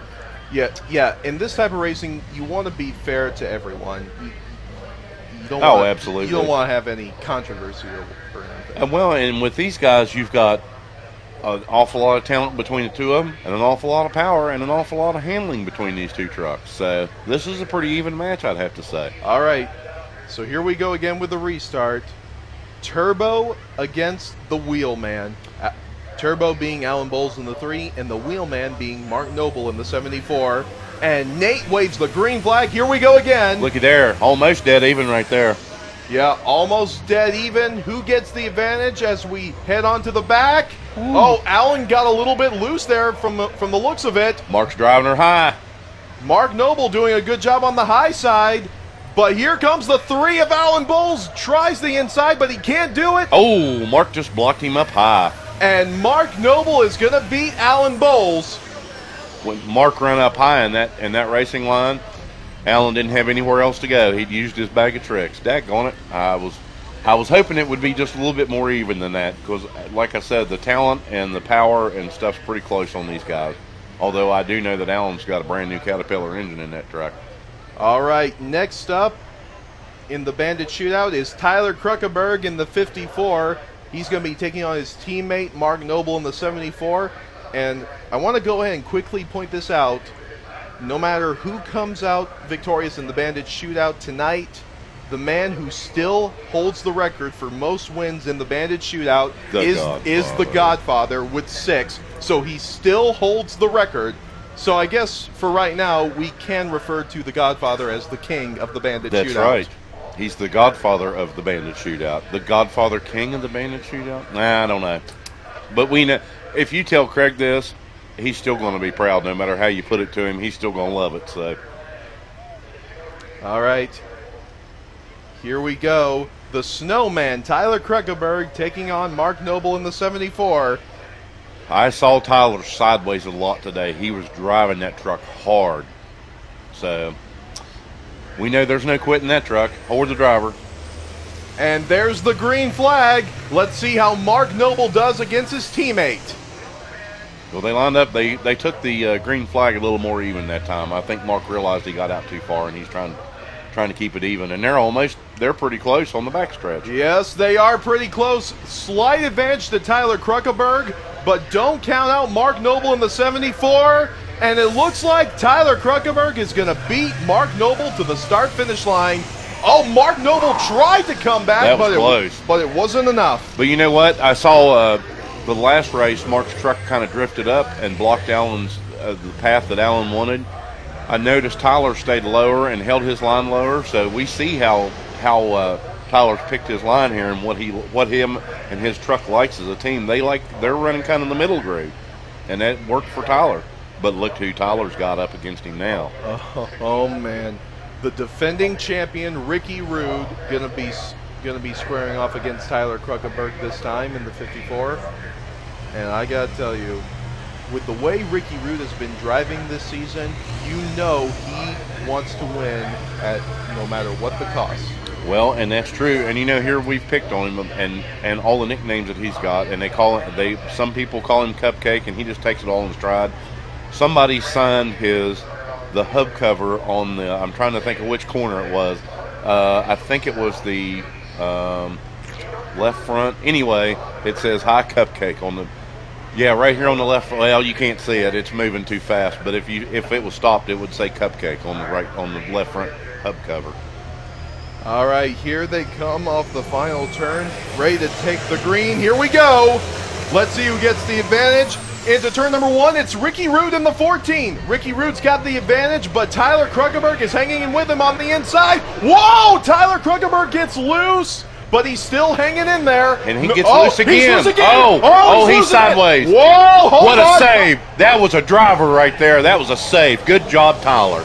Nice save by Tyler Kruckeberg, but the victory goes to Ricky Rude in the 14. Yeah. The only one that didn't know they wrecked was Tyler. He did everything he could to save it. Excellent job. Excellent. But boy, it took my breath away. Patty Floyd here says she's missing Mac Vader. We're missing him too. I hope they're watching because, buddy, you need to be here. And I hope you get her put back together and get back soon. Yeah, here's the instant replay. Look at this. He was sideways 3 or 4 different times. Yeah, I still can't believe he didn't spin out right there. I don't either. That's talent right there. He saved that truck and never touched anything. Yeah, fast and furious. I agree. So somebody might want to give a call to Vin Diesel and see if they want to put him in the next movie. I was going to say, I don't think Vin Diesel can hold his candle to Tyler. Whew, took my breath away. Everything we watch here takes my breath away, and it started in the first heat race. All right. Looks like we got teammates again. The 14 of Ricky Rude alongside the 17 of Justin Ball. Used to be. Used to be teammates, yeah. Sorry. Until Ricky now outright owns that truck. So it used to be a Jupiter Motorsports team truck, and Ricky bought it outright. My apologies for that. I just got so used to that. I know, I did too. And it took me a long time to get used to it. Here they come. Yep, there's the green flag. And Justin Ball gets the lead into turn number 1. Justin Ball, he won the last Bandit shootout. We'll see if he can do it again. But first, he's got to beat Ricky Rude to the start-finish line here. He's got him cleared, but can he shut the door, and will Ricky leave it shut? I don't think Ricky's going to leave it shut if he can help it. Oh, here we go to the start-finish line. It's going to be close. Can Justin Ball hold him off? Yes, he can. Just by a truck. Wow. That was closer than I thought it was going to be. Jeez, it whiz. Man, oh man, great job by Justin Ball. Now, he's up on the stick, man. You got to give him credit. He's up on the stick because you know it takes power to get away from Ricky Rude. He could be the first man to win the Bandit shootout back-to-back, but in order to do that, he's got to hold off Tommy Boylo in the 16, who came in as the points leader. Justin Ball has got his work cut out for him. He does.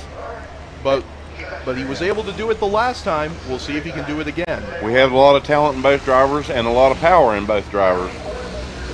With Tommy's talent, I think he's going to be hard to beat, but I think Tommy's advantage, the right front tire on that truck is cool where Justin isn't. I think that's going to be one of the deciding factors here. We're going to find out in about half a lap. All right. The final race of the Bandit Shootout, it's going to be Justin Boost Ball in the 17 against Tommy Pretty Boy Boylo in the 16. Here we come off the final turn. Dead even. Dead even to take the green flag. And they're off. Let's see who's got it into the first turn. It's Justin Ball, but Tommy Boylo is there. No, he's starting to pull away now. Well, Tommy got up in those marbles. He didn't have anywhere else to go. But look at him coming back. Oh my he's goodness. in the wall. Tommy Holy Boylo smoke. has hit the wall. Oh, man, that's got to hurt. Justin Ball is going to take the checkered flag. He is your first back-to-back winner in the Bandit Shootout. But the big story right now is Tommy Boylo hitting the wall. He was driving the wheels off of that thing, but the truck moved up high, and I think it got in some of that rubber, and it's just like ice when you get up there. And, man, I tell you, if he's not able to... Oh, here's our replay, brother. Here's our replay. Let's see what's going on here. Yep, there's the replay. Not sure what happened. Looks like he braked a little too hard, and bam! He had the wheels turn. He had the talent was there. We know that Tommy has a talent. The truck would not turn. He had the wheels turned. Man, that was wild. And we're getting a look. There's a look at the wall right there, but here comes Tommy Boylo across the start-finish line. You get a really good look at what is wrong with that truck. We've got heavy damage on the right front. Yeah, there is heavy damage to that truck. I can see the wheel was pushed back some. It may have broke the center pin on the axle. There's the owner, Michael Caesar, checking out damage. They may just have to put a center pin in it and a tire. I hope that's it. And I was going to say it'll be quite the shame if he's not able to make it to the main, because these first couple of races he has been on top in the point standings, and if he's not able to make it to the main, this is definitely going to hurt him. It's definitely going to hurt him, especially with the as far back as he ended up starting in the heats. Yeah, there was no doubt he was going to go for it. You've heard this before, bring me back a trophy or the steering wheel, one or the other, and Tommy was bound and determined to bring one. Well, one thing I've heard is you either go broke or go home. Well, that's true. Yeah. He was going for broke. And that's the racer in Tommy. That's pure talent. You just can't deny that. That kid can drive. Yeah. And he just, there it is again. Here's the replay once again. As you can see, Tommy's going for it. And the truck got up high. You can see the wheels turn right before he has trouble with it. The truck just wouldn't turn. Oh, man, right into the wall he goes. And that is a tough break right now. And we got officials that are right there by the damaged wall right there, the portion where Tommy Boylo left a mark. As you can see down there, there's Scott Treadway, the driver of the 4, looking on as well. Yeah. The hub cover that covers the lug nuts doesn't seem like it's hurt too awful bad. I don't see a lot of all the scuff marks I see is on the right rear tire. That looks to me like what took the most abuse. That and the side intrusion pod, you can see you could until that fella got up there. The side intrusion pod there, you can see some scuff marks down the side of it, but hopefully if it's just break the center pin and knock the axle back, hopefully they can put the axle back, put a new center pin in it and a tire, and put him back on the track. Yeah, and there's Justin Ball right there by Tommy Boylo's truck. He's making sure that Tommy's okay right there. Good sportsmanship between absolutely. those two guys right there. Yeah, they're checking to make sure that Tommy was okay. Oh, are they giving away T-shirts? Yeah. They're shooting T-shirts up in the stands. We got a break in the action right now. We're giving out T-shirts right now. Yeah, you'll have this chance if you come to a Bandit race. I mean, I can't speak for the women, but if you're a guy, there's 2 pretty girls down here shooting free T-shirts into the stands. Now, what guy would not want that? All right. Oh, and we have a highlight reel. Yes, we have a highlight reel to take a look at. If you thought the action we've seen so far was exciting, you missed a lot of great action at Motor Mile, because we had really great action from that night. And Motor Mile is bad fast. I was glad we were there. Yeah, the action we've had tonight is just as awesome as it was in Motor Mile, so let's take a look at the highlight reel there. Veteran Alan Bowles, the first feature race winner from the season opener at Mobile, hoping to go back-to-back at the Motor Mile in Fair Lawn, Virginia just a couple weeks ago. 16 trucks competing at Motor Mile Speedway, so not 2, but 3 heat races taking place. And in the first one, Tyler Kruckeberg starting alongside newcomer Lyndon Johnson. Snowman, as they call Tyler, passes Johnson on the outside to take the lead immediately, and that's one he would not relinquish. Kruckeberg, who did really well in the opener at Mobile and earned his first top 5 feature finish ever, getting it done in heat race number 1. Heat race number 2, Deja Vu. Instead of Tyler Kruckeberg in the 2 position, we have the Godfather, Craig Kruckeberg. Here's the view from Craig's windshield. He passes Brian Cash immediately for the lead, and things would not end well for Cash Money in this race. Halfway through the heat, the Godfather's KMS teammate, Mark Noble, the dirt track legend, comes down on Cash and spins him out. Contact, and around goes the 46! And that would actually help Noble and hurt Kruckeberg because the caution flag comes out, bunching up the trucks once again. And on lap 9, Noble passes the Godfather on the inside for the lead, a lead he would keep, capturing the checkered flag. And there's the start-finish line. Mark Noble wins! Moving on to the third heat race, this one loaded with big names. Ricky Rude in the first position, followed by his brother Darren Proffitt, Justin Ball, Tommy Boylo, Alan Bowles. A lot of heavy hitters here. On lap 9, you can see that Boylo has the inside position on Rude, and he's going to use that to his advantage, passing Rude for good as Boylo beats the defending Bandit Series champ by a few truck lengths. On to the Bandit Shootout, very popular addition this year. Kids draw tickets for the chance to represent one of the Bandits. And if their Bandit ends up winning the shootout, that kid walks away with a crisp $100 bill. Pretty good stuff. Tightest race between KMS teammates Craig Kruckeberg and Cody Slawinski, and Kruckeberg by a nose over Slawinski. Oh my! Great finish there. And just like in Mobile, Kruckeberg having lots of success in the shootout. He's gonna win once again. Craig Kruckeberg is gonna beat Mark Noble in the 74. Ricky Rude's gonna dive to the inside. Here comes Ricky Rude. Can he beat the Godfather? No! Oh, Craig wow. Kruckeberg holds off the champ. And it looks like Craig Kruckeberg's gonna hold off the 27 of Darren Proffitt. Won 6 straight before falling to Justin Ball in the semifinals. Here, Ball taking on Boylo in the finals, and Ball holds him off to win the shootout. And Justin Ball is able to hold off Tommy Boylo. But how about Craig Kruckeberg? 6 straight wins. Pretty amazing. Challenge race number 1, and the man in the pole position, Justin Ball, coming off his shootout win. And look at this. Passenger side door not secured. Keeps flying open. Never seen that before, but it didn't affect Ball, who led the entire race. Alan Bowles, second. Challenge race number 2, Lyndon Johnson, one of 2 guys making his Bandit debut, gets a little loose in turn 4. Take a look from Lyndon's GoPro on the 51 truck. Oh, we got a caution. Oh. He'd be fine, but right after the restart, Lyndon spins out again. Maybe his nickname should be the Fidget Spinner. I'll be here all week, folks. Be sure to tip your wait staff. Anyways, this challenge race belonged to Tommy Boylo. Holds off Ricky Rude, Mark Noble third, and Tyler Kruckeberg fourth. And now the big A main feature race for the $10,000 check. Always fun when you have this many trucks on the track at the same time. The big accident of the night happened during this race. Marshall Davis in the 41 truck gets loose in turn 3 and slides his way into Craig Kruckeberg, who can't do anything but spin and hit the wall. Mike Morgan in the 88. Having engine issues all night long, nowhere to go for him. Oh, yeah. Craig got it with the back. Oh, yeah, Craig hit it right there. This wreck did some serious damage to the 55. Both Kruckeberg and Morgan done for the night, and after a half-hour delay, they restarted everything, and the restart was huge for Alan Bowles. He gets into second place right away behind Ricky Rude, and just one lap later, Bowles pushes his way past Rude on the inside of turn 1, and Bowles would not give up that lead. It'll be 2 in a row for Turbo. Alan Bowles wins at Motor Mile Speedway. Alan Bowles, back-to-back feature race wins, this time at the Motor Mile. Rude finished second, Mark Noble third, Justin Ball fourth, and Tommy Boylo fifth. I didn't know what was going to happen there when we took off there. Me and Ricky, I got by him. It was hard, but I finally got by him, but it was tough. Hey, give me that check. So, here are the point standings after the Motor Mile. Boylo remains on top, but the gap not big. Rude and Bowles right behind him, followed by Mark Noble, and then Cody Slawinski rounds out the top 5. How will the standings look after Concord? We'll find out soon enough.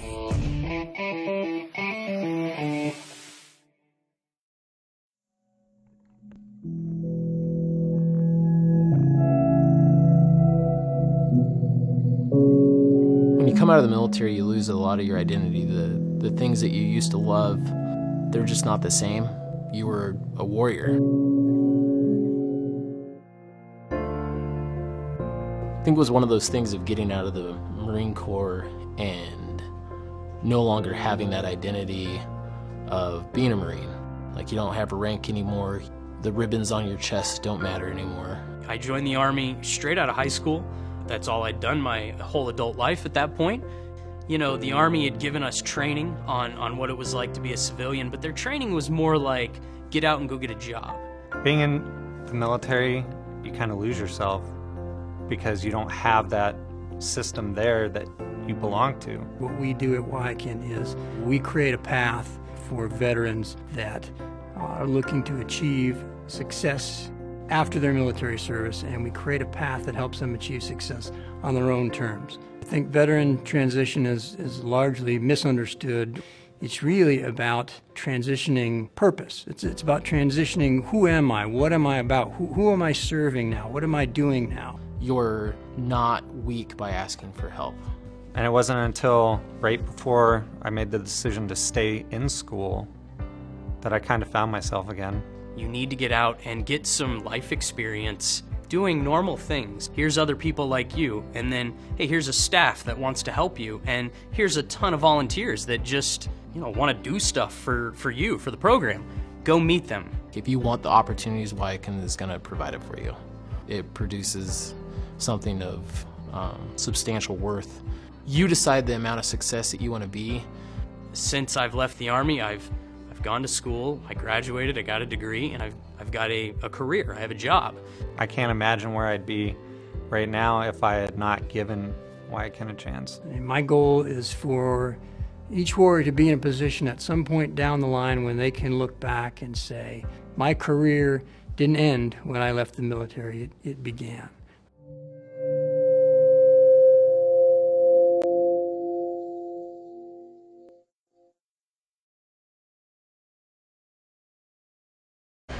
Back here at Concord Speedway, I tell you what, guys, we had a fun story here. Just had the Bandit shootout, and James won the Bandit shootout for $100. James, what are you going to do with your $100? Spend it on Mother's Day. Present. Look at that! He's going to spend it on Mother's Day. That's awesome, man. What's your mom's name? Tracy Kimball. And what do you feel like you're going to do for Mother's Day? Maybe take her out for dinner. That is pretty awesome, man. Tell you what, James winning. So boost ball, right? Number 17. Show off your hat. Look at that. Number 17, boost ball, helping James take his mother out for Mother's Day, man. That's awesome. Do you want to do like a hi, Mom? No. No, he doesn't want to do that. Just taking his mom out for Mother's Day. Back to you guys. $100 for Tracy. That's pretty cool. Thanks to Justin Ball and the Bandit shootout. All right, thank you very much, PT. And how about that kid? He's going to spend $100 on a Mother's Day present. Oh, well, that's cool. You can't beat that. Mama's going to get a good present. Yes, indeed she is. And if you all like that highlight reel, that was put together by Caleb Ostrander, and he's an awesome dude, and he is so good at this. Indeed he is. Send a special shout out to Caleb. Hope you're watching, and I hope you're loving every single bit of this. I hope they're loving it as much as we are. All right, let's take you through the lineup for our first Challenger race. We got the 27 of Darren Proffitt alongside the 74 of Mark Noble. In row number 2, the 51 of Cody Slawinski alongside the 41 of Marshall Davis. In row 3, the 14 of Ricky Root alongside the 46 of Brian Cash. And finally, rounding out the field in Challenger race number 1 is the 13 of Bob Mitchell. That ought to be a good one. I keep seeing people that Shauna says shoot a t-shirt here to South Carolina. Darling, you can come out to Williamston when we race there and catch your own. That'll be cool. Yes, indeed. Kevin Thompson's wanting to come and see us in Salem. I think we'll put on a good show there, too. All right. It's funny. I see my cousin, Greg Metz, is watching. He's sitting in the stands. And here's the green flag. Let's see who gets the advantage. The 74 of Mark Noble alongside the 27 of Darren Proffitt. And we got some gray action in the back for 3rd, 4th, and 5th as Mark Noble gets the advantage heading into the final turn on the first lap. Mark gets him cleared where he can run his own line. I think Mark's going to be really, really fast. Meanwhile, Cody Slewinski in the 51 has his hands full with the 14 of Ricky Rude looking to the inside as he tries to pass him for third, and Marshall Davis in the 41 coming into the picture as well. And I don't know if fans know this, but these guys usually run one gear. Earlier today during practice, I heard Cody Slewinski shifting. All right. And right now, Marshall Davis in the 41 has his hands full with the 46 of Brian Cash breathing down his neck as the battle for fifth goes on. And the battle for third heats up between the 14 of Ricky Rude and the 7 of John Lisenby. Oh, and they're side by side. Side by side, the 14 of Ricky Rude makes a pass on the 51 of Cody Slewinski. Ricky Rude now moves up into third. We've got plenty of action going on here. It's Mark Noble is, like I said, he gets to run his line. I think he's going to put a little distance, but we will see. We've got too many heavy hitters in this field to count it out now. Indeed we do. 3 laps have been completed, 12 laps to go in this first Challenger race. And the 46 of Brian Cash is going to try the outside of Marshall Davis in the 41 as the battle for fifth. Marshall Davis has been scrapping tonight. That man's on a mission. Yep, and coming off turn number 1, the 2 Profit brothers are battling for second and third. Darren Profit in the 27 and the 14 of Ricky Rude. And slowly but surely they are closing in on the leader, Mark Noble, in the 74. Well, I think they figured out if they can find a good line and run it single file, if they can get by Mark, then they can fight it out. Too late. Ricky wants to fight now. And Ricky Rude is going to take second place away from brother Darren. Ricky Rude moves into second. Darren Profit back to third. I talked to their dad today. He's here. It's hard to tell who that man's rooting for. I think he's just happy if either one of them win. And here we go across the start-finish line. 9 laps to go for Mark Noble in the 74. He's done good tonight. I think he won at least one heat race, or one shootout race. And he won his heat too, didn't he? Mark won his heat, yeah. Yes, he did. So, man, I'd look, if Mark continues to run consistently here tonight, I look to see him jump up in points big time. And he didn't finish bad last time. No, he did not, but the 14 of Ricky Rude is right there on his back bumper. He's closing in on him slowly but surely. Ricky's on the hunt. I'm watching this. I think a lot of speed in the lap time comes with which line you're running in this back part of the tri-oval. I've seen low to mid to high, and we saw how high worked out. It doesn't. And going back up front, the 14 of Ricky Rude continues to work the 74 of Mark Noble. Mark Noble refuses to let Ricky Rude by. But Ricky just closes in. Ricky's got his places on the track that he's fast, and Mark's got the places on the track that he's fast. You'll see Ricky close in, and you might see Mark pull away, but Ricky's getting close now. Ricky Rude continues to battle Mark Noble. Looky there. He's got a good run on the inside, but Mark Noble shuts the door on him. And meanwhile, we've got some more great battles between the 41 of Marshall Davis and the 46 of Brian Cash. That is a battle for fifth. And Ricky Rude, he's going for the lead right here. Coming into turn number 1, he had an opportunity, but he couldn't get it. Ricky was so low at the end of the front stretch, I thought he was going to catch the wall.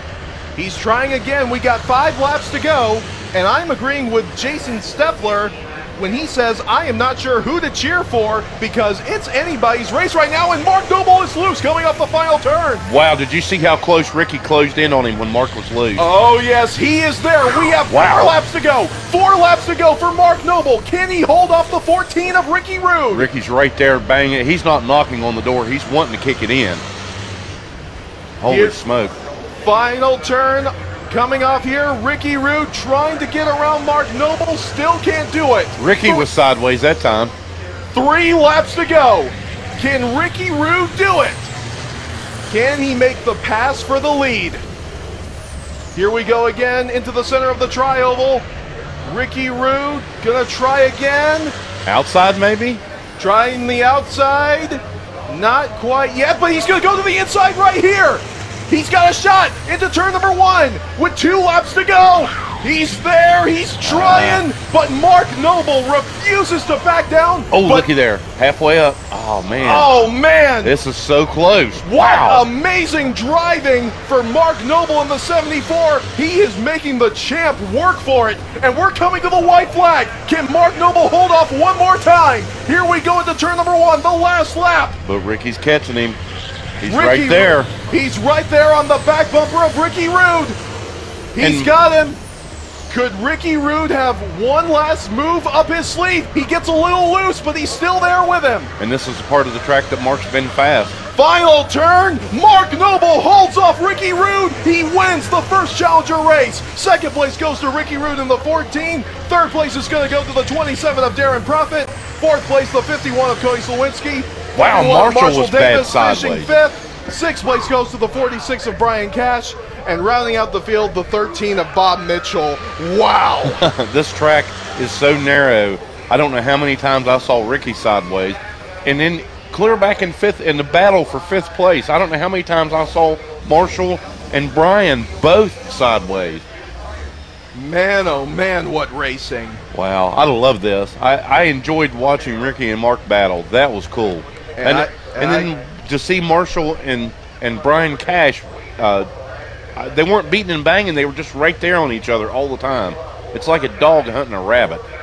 And boy, I tell you, Mark Noble really did a tremendous job at holding off Ricky Rude. And not to take anything away from Ricky, I mean, he gave Mark Noble everything he had, but it just wasn't enough. It's amazing to me to see how these trucks are set up. And you saw where Mark would pull away from Ricky, and then you'd see where Ricky would pull right up on him. You know, as far as averages, I'd have to say they were awful close. I like that camera from The Godfather. That is cool. Yeah. And here's the field for the second Challenger race, and this will make an interesting front row. Father and son, Craig Kruckeberg in the 55, alongside the 54 of his son, Tyler Kruckeberg. In row number 2, the 17 of Justin Ball, the 7 of John Lisenby, and in the final row, the 4 of Scott Treadway and the 3 of Alan Bowles. And I'm hearing them say 1 to go at the line, so when they cross this time, they'll have one to get them even and ready to rock and roll. Here's my question for you, Adam. All right, so we've got 2 Team Kruckeberg trucks on the front row, but the next 4 in this race are all Team Jupiter. Yeah. And of course, you know as well as I do, there's no team orders in Bandit racing, so if you get there, you win. Kruckeberg Motorsports against Jupiter Motorsports, with Jupiter Motorsports having the advantage. Could this be the battle for the ages? We will find out just shortly. I love this footage from the Godfather's truck. This is cool. I love these in-truck cameras. All right. I think they're going to get the green flag this time by Adam, maybe. Yeah. And I tell you, I can't wait to see what's going to happen here. Nate gives the green flag. We are off. And it's the Godfather who gets the advantage into turn number 1. But he can't get up there and shut the door yet. Not just yet. And here comes Justin Ball on the outside. He makes contact with Tyler Kruckeberg in the 54. He's going to go high and see if he can get them both.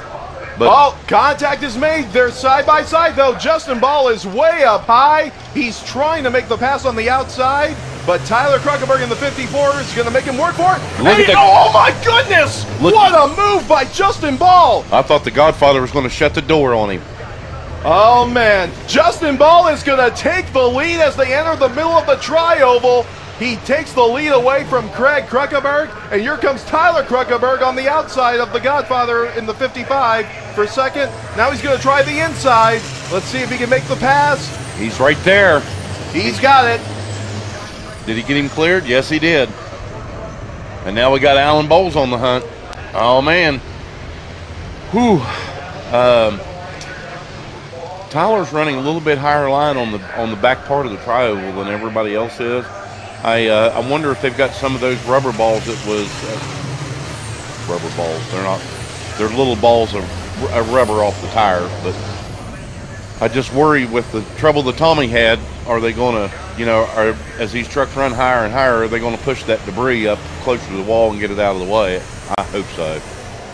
Rubber marbles. There we go. They're soft little pieces of rubber that come off the racing tires, and they if your truck gets on them, you see what happened to Tommy Boylo. When your truck gets on them, it's like skating on ice. That truck would not turn. And we have 11 laps to go in this second Challenger race. Running in the lead right now is the 17 of Justin Ball. Second place, the 54 of Tyler Kruckenberg. Third place right now, the Godfather in the 55, but he's got the 3 of Alan Bowles breathing down his neck right now. Alan Bowles wants that spot. And here we go into the center of the tri-oval. The Godfather is able to hold on to his position, but the 3 of Alan Bowles is slowly but surely closing in on him. And Alan's going to have to do something with the Godfather, get by him or something, because Jonathan Lisenby is knocking on his door too. I just saw Jonathan's truck get a little bit sideways. He's hard and powered in that thing. And here we go again, back to the center of the tri-oval. Alan Bowles is right there on the Godfather. He could be setting him up in the next couple of laps here. Let's see what happens as we enter the turn. Almost to the back bumper of the 55 goes Alan Bowles in the 3, but the 7 of John Lisenby is right there with him as well. Those guys are running so close. I don't know. I know. Oh, and the 54 of Tyler Kruckenberg got loose again. These guys, the way they're running this line, it's like you come in the middle of that tri-oval and you're down low, and the momentum pushes you up toward the wall, and you have to be careful about how far up you want it to go. Man, each and every one of these guys, they are driving the wheels off of their truck, and we're not even at the main yet. And I know, and it's like when you've got a regular track or a regular style track that's just a simple oval, it's like these guys, I don't know, it's like these guys, you end up with so much banking, these guys try to drive conservatively to save that right front tire. Here, they know these tires are going to wear, and they're just driving the guts out of these things. It's like they don't care. 6 laps to go right here, and the 3 of Alan Bowles, he's got an advantage on the 55. He's going to take the 3rd place away, and the 7 of John Lisenby passes him as well, and I think Craig Kruckenberg is having the same problem that he had in the Bandit shootout. Yeah, well, you've got these soft, I don't know, they're like 3 or 4 inch silicone hoses, and it connects the hard piping into the turbo. And when you're running so much boost, I know I've seen these guys put 2 or 3 clamps each side of these hoses and still blow them. So, but we're hearing that they heard that the pop was heard, so we know that hose blew off again. Man, a tough night for the Godfather. And here we go, coming to the start-finish line. When Justin Ball crosses it, we will have 3 laps to go. I think some of these guys get some of these wins, and it just pushes them. It makes them greedy for more, hungry for more. Not greedy, but you know, since Justin Ball's gotten back on track on these races, he's been pretty unstoppable. And Justin Ball is coming up on the 4 of Scott Treadway. We'll see if he plays a factor in these last 2 laps here. Yeah, because if Scott holds Justin up any, it's going to put Tyler right on him. Doesn't seem to hold him up too much. Justin Ball is holding on to his position. Tyler Kruckenberg goes through some black smoke put up by the 4. And here we come to the start-finish line. It's going to be the white flag for Justin Ball. One to go. Tyler cleared Scott Treadway, and he's on the hunt for Justin, but I don't think they got enough time at him. Doesn't look like it. Last lap for Justin Ball, and here he comes around one more time. He's going to win the 2nd Challenger race. Justin Ball, he's 1 step closer to winning his first main ever. 2nd place goes to Tyler Kruckenberg in the 54. 3rd place, it looks like it's going to go to the 3 of Alan Bowles. 4th place to the 7 of John Lisenby. 5th place to the 4 of Scott Treadway. And rounding out the field will be the Godfather, Craig Kruckenberg in the 55. Well, we were talking about Jonathan Lisenby here a while ago. His wife, her daughter is expecting a baby girl, and they are so excited. So we're hoping the best for them. And darling, the best I can tell you is I hope that baby's born healthy and ready to race. And all of us at Bandits, we're thinking about you, and we wish you the best. Yeah, and there's a look at Justin Ball, the driver of the 17.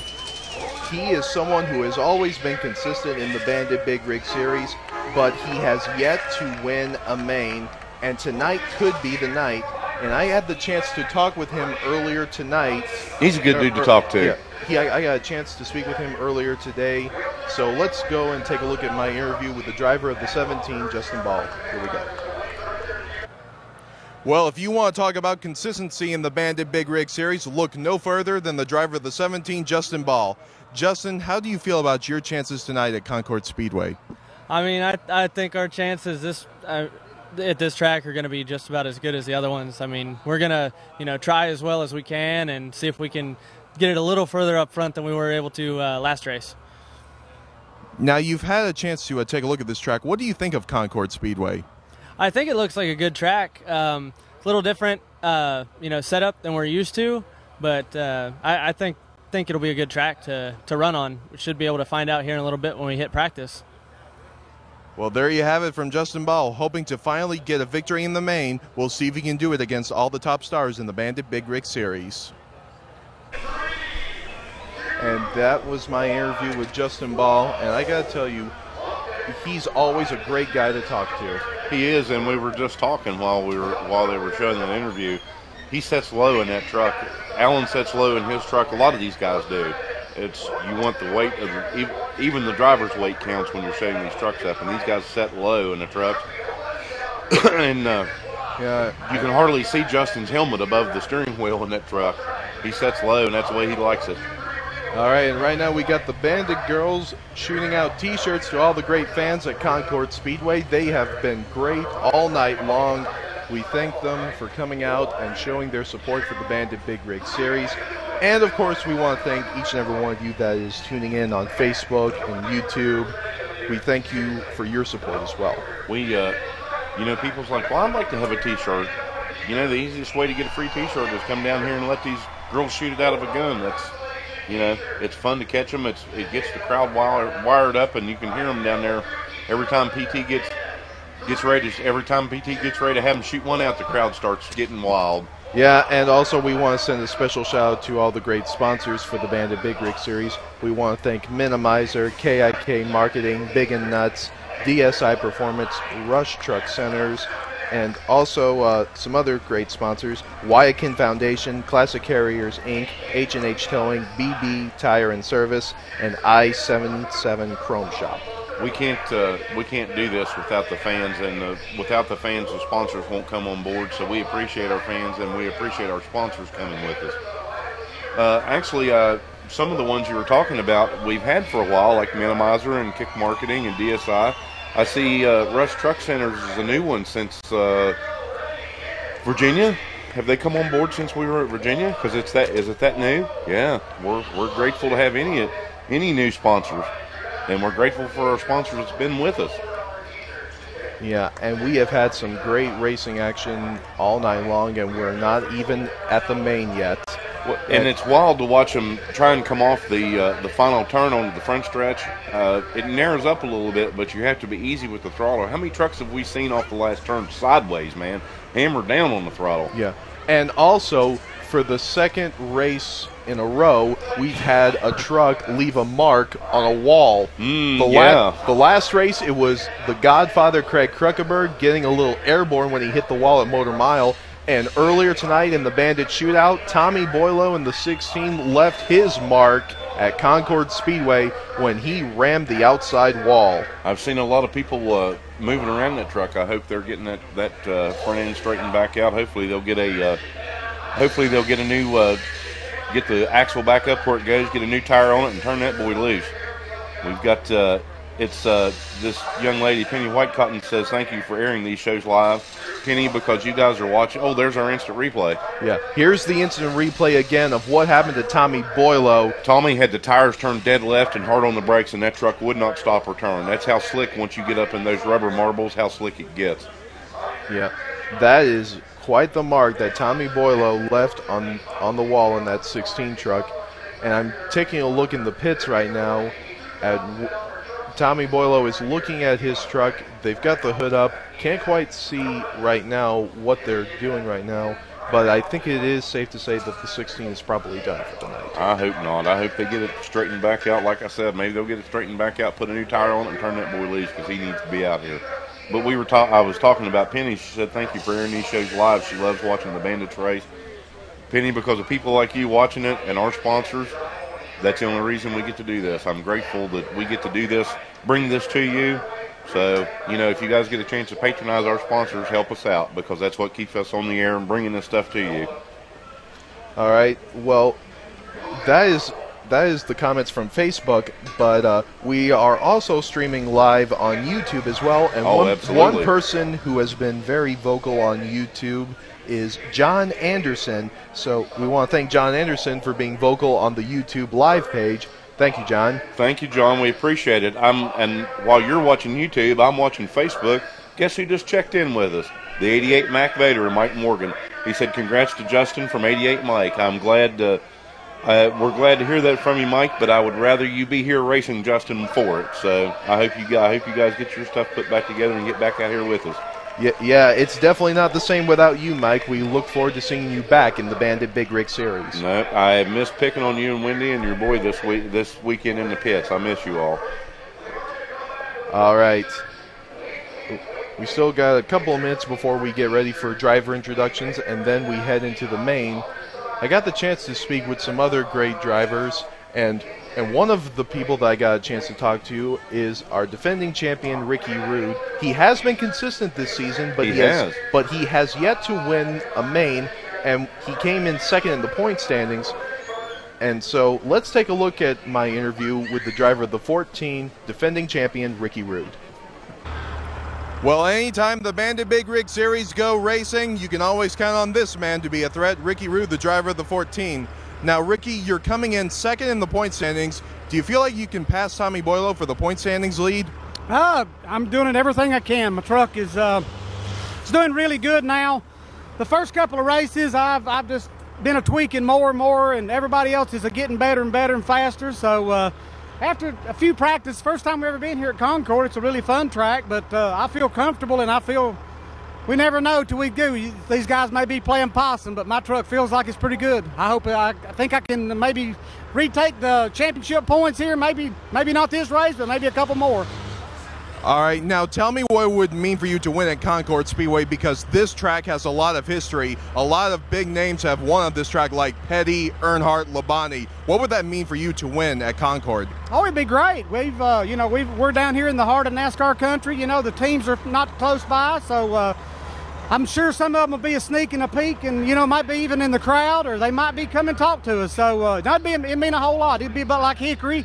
Hickory's got a lot of background, and I've won at Hickory, and that was a very prestigious thing. So I'd love to win. I don't care where it's at. I just want to win.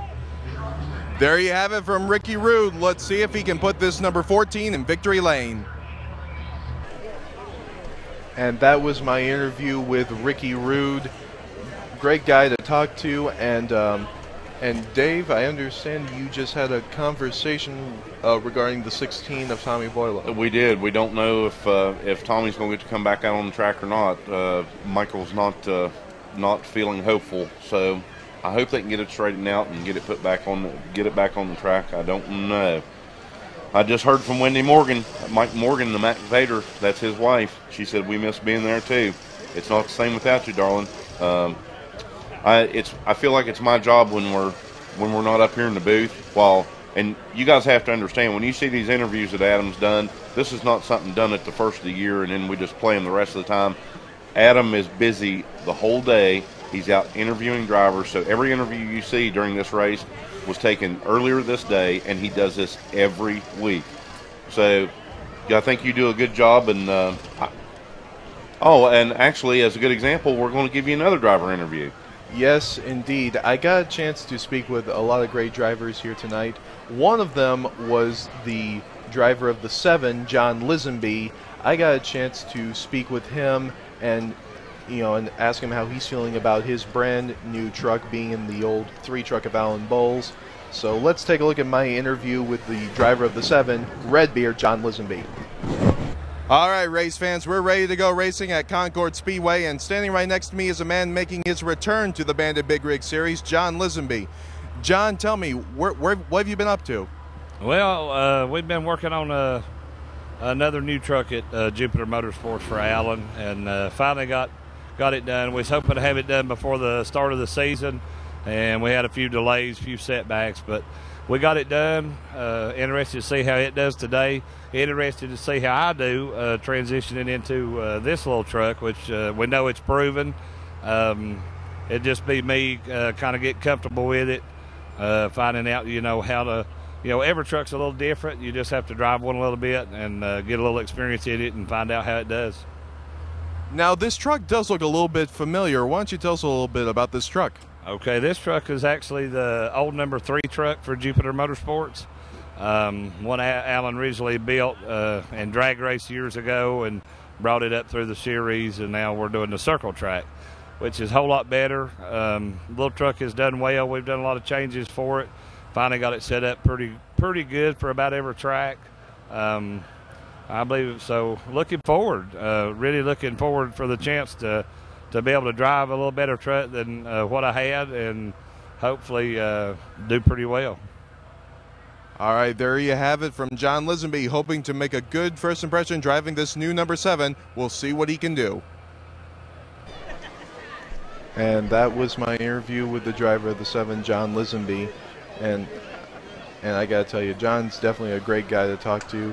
The guy has quite a bit of experience in the Bandit Big Rig Series, and it's great to have him back here. He does, and I don't know if you're a new fan this year. Of course, his nickname's Redbeard, but what a lot of people don't know is Jonathan has a lot. He had a lot of motocross experience before he started racing Bandits.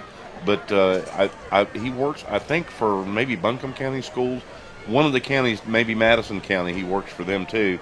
But I was picking on the drivers' wives that aren't here, including the Godfather's wife and Cody's wife. But there's another one that's checked in here too. She's going to have to show up so I can start picking on her. Hey, what have we got going on here? Yeah, it looks like we got people working on the Godfather's truck right here. I see that. They're trying to get that little piece of silicone hose back on there.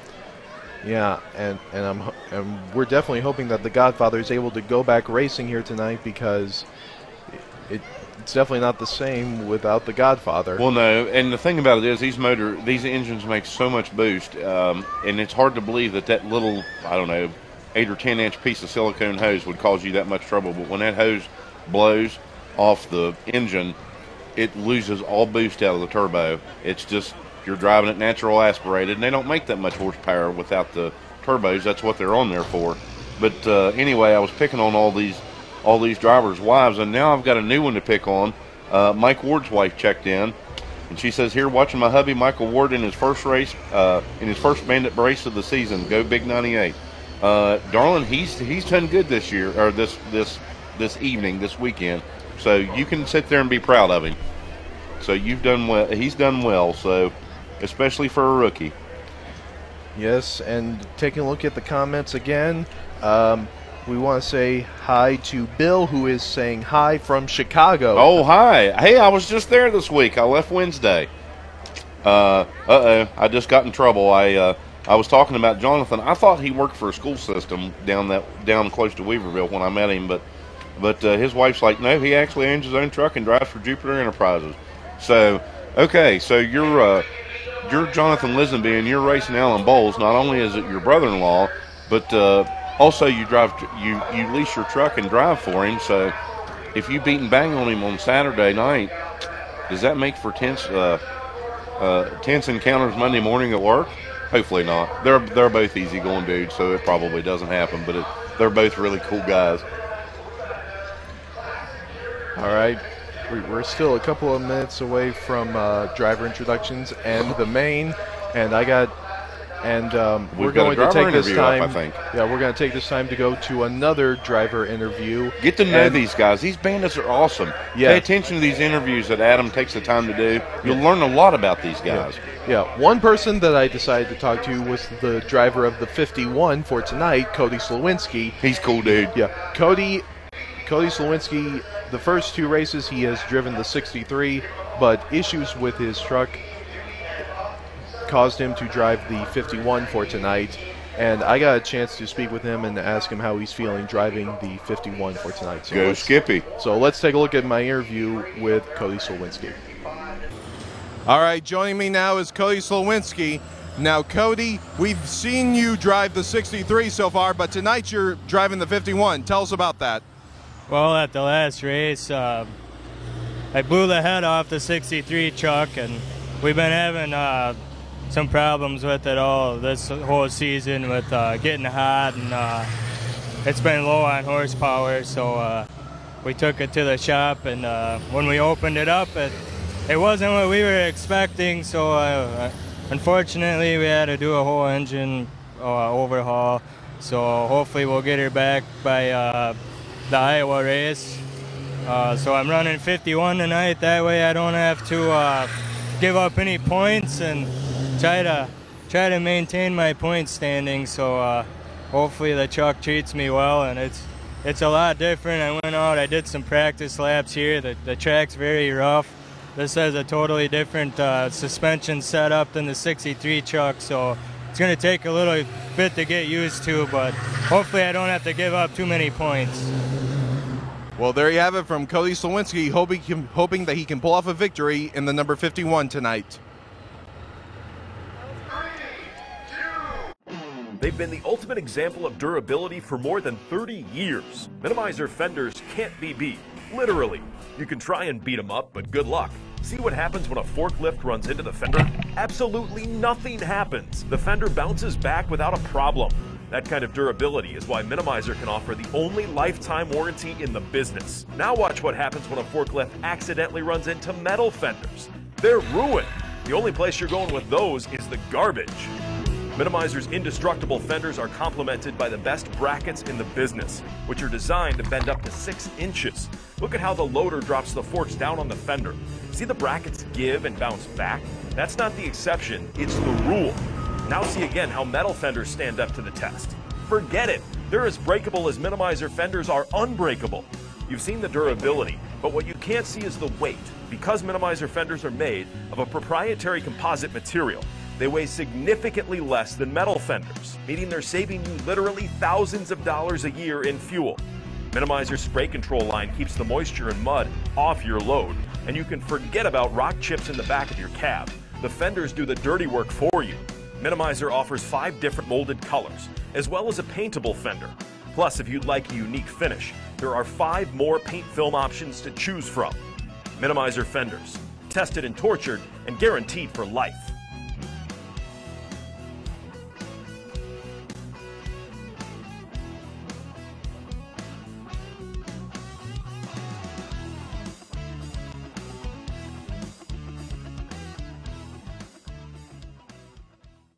You drop and hook, drop and hook, drop and hook multiple times a day?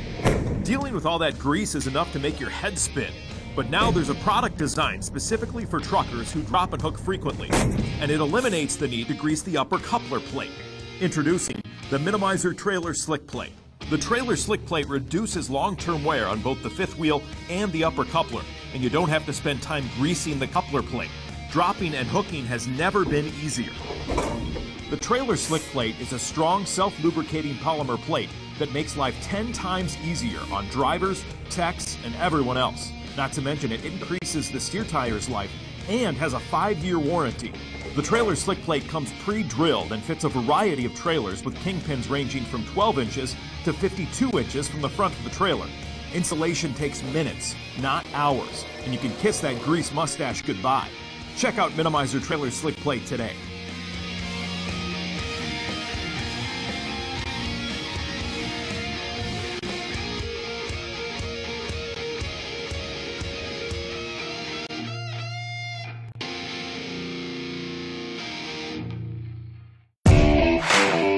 Veteran Alan Bowles, the first feature race winner from the season opener at Mobile, hoping to go back-to-back at the Motor Mile in Fair Lawn, Virginia just a couple weeks ago. 16 trucks competing at Motor Mile Speedway, so not 2, but 3 heat races taking place. And in the first one, Tyler Krockenberg starting alongside newcomer Lyndon Johnson. Snowman, as they call Tyler, passes Johnson on the outside to take the lead immediately, and that's one he would not relinquish.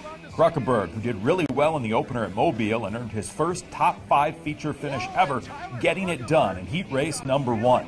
Heat race number 2, Deja Vu. Instead of Tyler Kruckeberg in the 2 position, we have the Godfather, Craig Kruckeberg. Here's the view from Craig's windshield. He passes Brian Cash immediately for the lead, and things would not end well for Cash Money in this race. Halfway through the heat, the Godfather's KMS teammate, Mark Noble, the dirt track legend, comes down on Cash and spins him out. Contact, and around goes the 46! And that would actually help Noble and hurt Kruckeberg because the caution flag comes out, bunching up the trucks once again, and on lap 9, Noble passes the Godfather on the inside for the lead, a lead he would keep, capturing the checkered flag. And there's the start-finish line. Mark Noble wins! Moving on to the 3rd heat race, this one loaded with big names. Ricky Rude in the 1st position, followed by his brother Darren Profit, Justin Ball, Tommy Boylo, Alan Bowles. A lot of heavy hitters here, and on lap 9, you can see that Boylo has the inside position on Rude, and he's going to use that to his advantage, passing Rude for good as Boylo beats the defending Bandit Series champ by a few truck lengths. On to the Bandit Shootout, very popular addition this year. Kids draw tickets for the chance to represent one of the Bandits. And if their Bandit ends up winning the shootout, that kid walks away with a crisp $100 bill. Pretty good stuff. Tightest race between KMS teammates Craig Kruckeberg and Cody Slawinski, and Kruckeberg by a nose over Slawinski. Oh my! Great finish there. And just like in Mobile, Kruckeberg having lots of success in the shootout. He's gonna win once again. Craig Kruckeberg is gonna beat Mark Noble in the 74. Ricky Rude's gonna dive to the inside. Here comes Ricky Rude. Can he beat the Godfather? No! Oh, Craig wow. Kruckeberg holds off the champ. And it looks like Craig Kruckeberg's gonna hold off the 27 of Darren Profit. Won 6 straight before falling to Justin Ball in the semifinals. Here, Ball taking on Boylo in the finals, and Ball holds him off to win the shootout. And Justin Ball is able to hold off Tommy Boylo. But how about Craig Kruckeberg? 6 straight wins. Pretty amazing. Challenge race number 1, and the man in the pole position, Justin Ball, coming off his shootout win. And look at this. Passenger side door not secured, keeps flying open. Never seen that before, but it didn't affect Ball, who led the entire race. Alan Bowles, 2nd. Challenge race number 2, Lyndon Johnson, one of 2 guys making his Bandit debut, gets a little loose in turn 4. Take a look from Lyndon's GoPro on the 51 truck. Oh, we got a caution. Oh. He'd be fine, but right after the restart, Lyndon spins out again.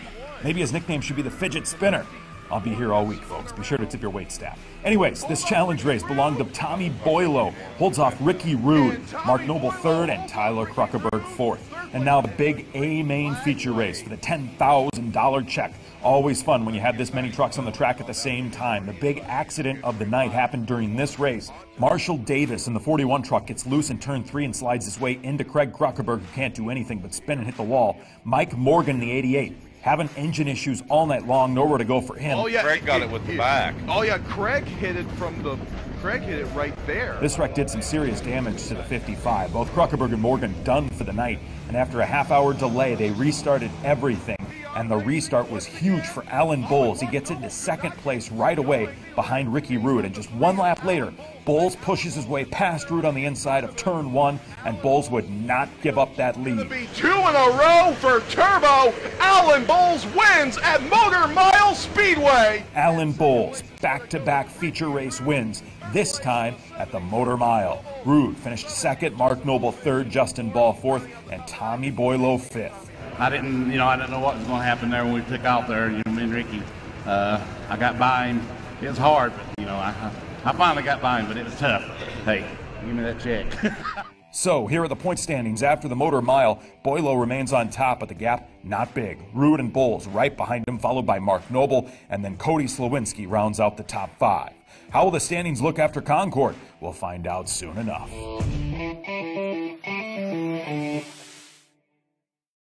We offer the best product on the market. There's no other tools like the tools we offer. We have over 375 dealers North American wide that are able to support you wherever you are, whenever you are.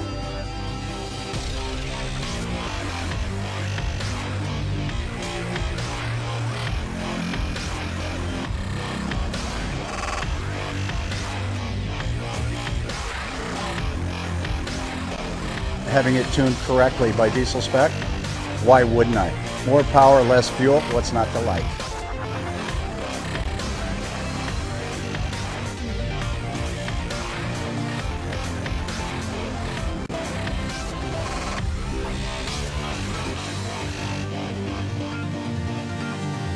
Drivers like it. They just like the performance under the pedal, yet having great fuel savings.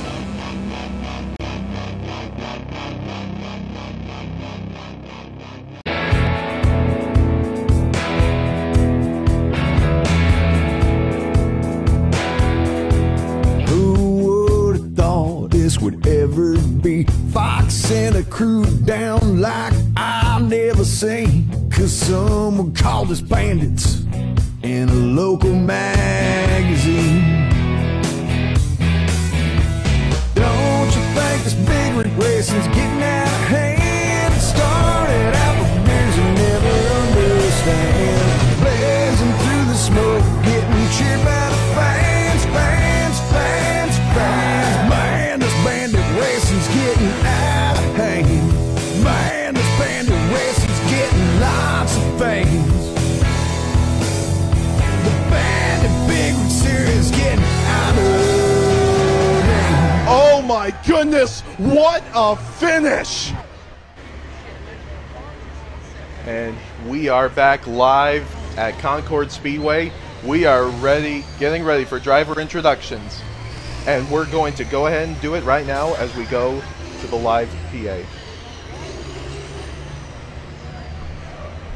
All right, race fans, this is Adam Otwell, the live stream announcer for the Bandit Big Rig Series. Are you fans ready to meet the stars of the Bandit Big Rig Series? All right, let's take you through the field now. First off, in the number 46 Max, sponsored by Turf Mountain Sodium, Whiskey Throttle Customs, Ross Builders, Whitmire Trucking, and Brandon K-Cash Trucking, and Carolina Cat for Whitmire Motorsports from Lake Toxaway, North Carolina. Ladies and gentlemen, Mr. Brian Cash.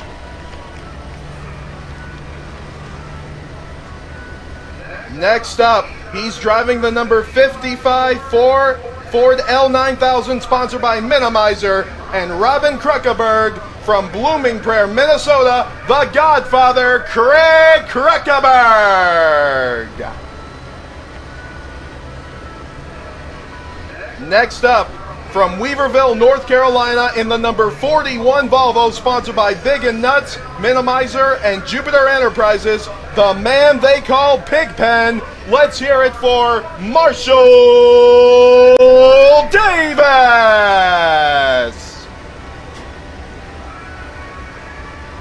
Next up, in the number 4 Western Star, sponsored by Fast Fuel Systems, Airworks, and NMF, he's the man they call Lightning, from Marshall, North Carolina, Scott Treadway. Next up, from Blooming Prairie, Minnesota, in the number 51 Freightliner, sponsored by Minimizer, Cody Slowinski Trucking, KIK Marketing, and Factory Ride Energy Drink, the man they call Skippy, Cody Slowinski. Next up, from Weaverville, North Carolina, in the number 7 Peterbilt, sponsored by Jupiter Enterprises, Pete Store, Airworks, Borge Warner, Fast Diesel Fuel Systems, Minimizer, Thompson Cat, and Lucas Oil, the man they call Redbeard, John Lisenby. Next up, also from Weaverville, North Carolina, in the number 27 Peterbilt, sponsored by Profit Paving and Sam's Gap Motorsports, he's the man they call Mo, Darren Profit. This is the man who has been undefeated in the mains, from Weaverville, North Carolina, in the number 3 Peterbilt, Jupiter Enterprises, Pete Store, Fast Diesel Fuel Systems, Minimizer, Airworks, Borge Warner, Thompson Cat, and Lucas Oil. He's the man they're all gunning for. He's going for 3 in a row. He's the man they call Turbo, Alan Bowles. He is your defending champion in the Bandit Big Rig Series in the number 14 Peterbilt, sponsored by NMF, Airworks, and Borge Warner, the man they call Cupcake, Ricky Rude. Next up from Blooming Prairie, Minnesota, in the number 54 Kenworth, sponsored by Minimizer, Cody Slowinski Trucking, KIK Marketing, and Factory Ride Energy Drink. He's the snowman of the Bandit Big Rig Series, Tyler Kruckeberg. And then we have the number 74 Volvo, sponsored by Action Truck Parts, Nudgian Calipers, and Factory Ride Energy Drink, the Wheelman, Mark Noble. Next up, from Cambridge, Ohio, in the number 17 Peterbilt 379, sponsored by Fast Diesel Fuel Systems, Bully Dog, All Balls Performance, and NMF, Justin Boost Ball.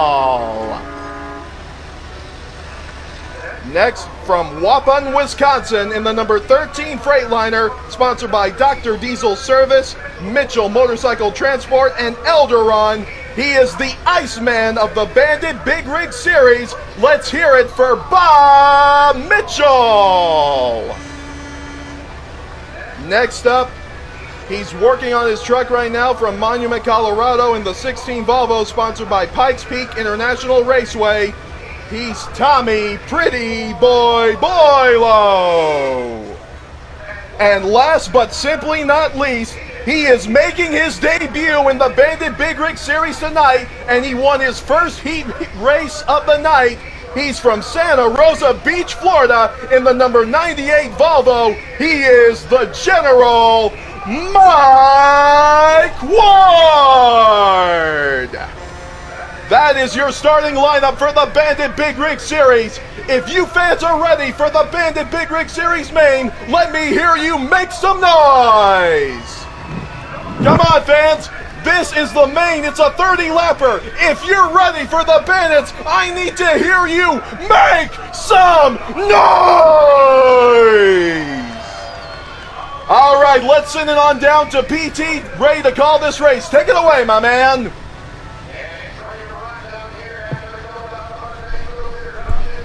All right, that was the driver intros and your field for the Bandit Big Rig Series. Man, oh man, I can hardly wait to see what's going to happen here. We've had great action all night long, and we're going to start off the race with Brian Cash and Craig Kruckeberg on the front row. Man, this is going to be exciting. Well, and I checked with race control. They inverted 12 trucks, so that means you've got extremely heavy hitters here in the middle of the field. They're going to work, they're going to race, they're going to beat and bang their way to the front, and it's going to be knock down, drag out. I can't wait to see how this turns out. We got people checking in from all over the United States. We got some of the racers' wives that couldn't be here tonight. They've checked in with us. It's awesome. I'm so excited. You had the crowd all riled up. So thank you very much for that, Craig. Sorry, Dave. Yeah, I guess I take that as a compliment. If you're going to call me the Godfather, then I need to be out there and try and drive that 55. I won't do it as good as he does, that's for sure. But it'd be fun to try one time. We've got so many things going on. We've got the 12 truck inversion. We've got Mike Ward starting in the back. We know that truck handles good. We know we've got talent behind the wheel. He's proven that already. This rookie won the first heat race he's ever been in this truck. We've got Justin Ball, who won his heat race and won his challenge race. He's starting like fourth from the back. You've got Ricky Rude just right in front of him. It's going to be amazing. You've got some really fast trucks. Of course, they let a fan pull the chip to decide how many trucks are going to invert, and they pulled 12. So, 12 fast trucks. So it's going to be. We got 30 laps to find out. He's going to be the king of this castle tonight. With all the excitement that we saw in the heats, with all the excitement that we saw in the challenge races, in the shootout races. I don't know.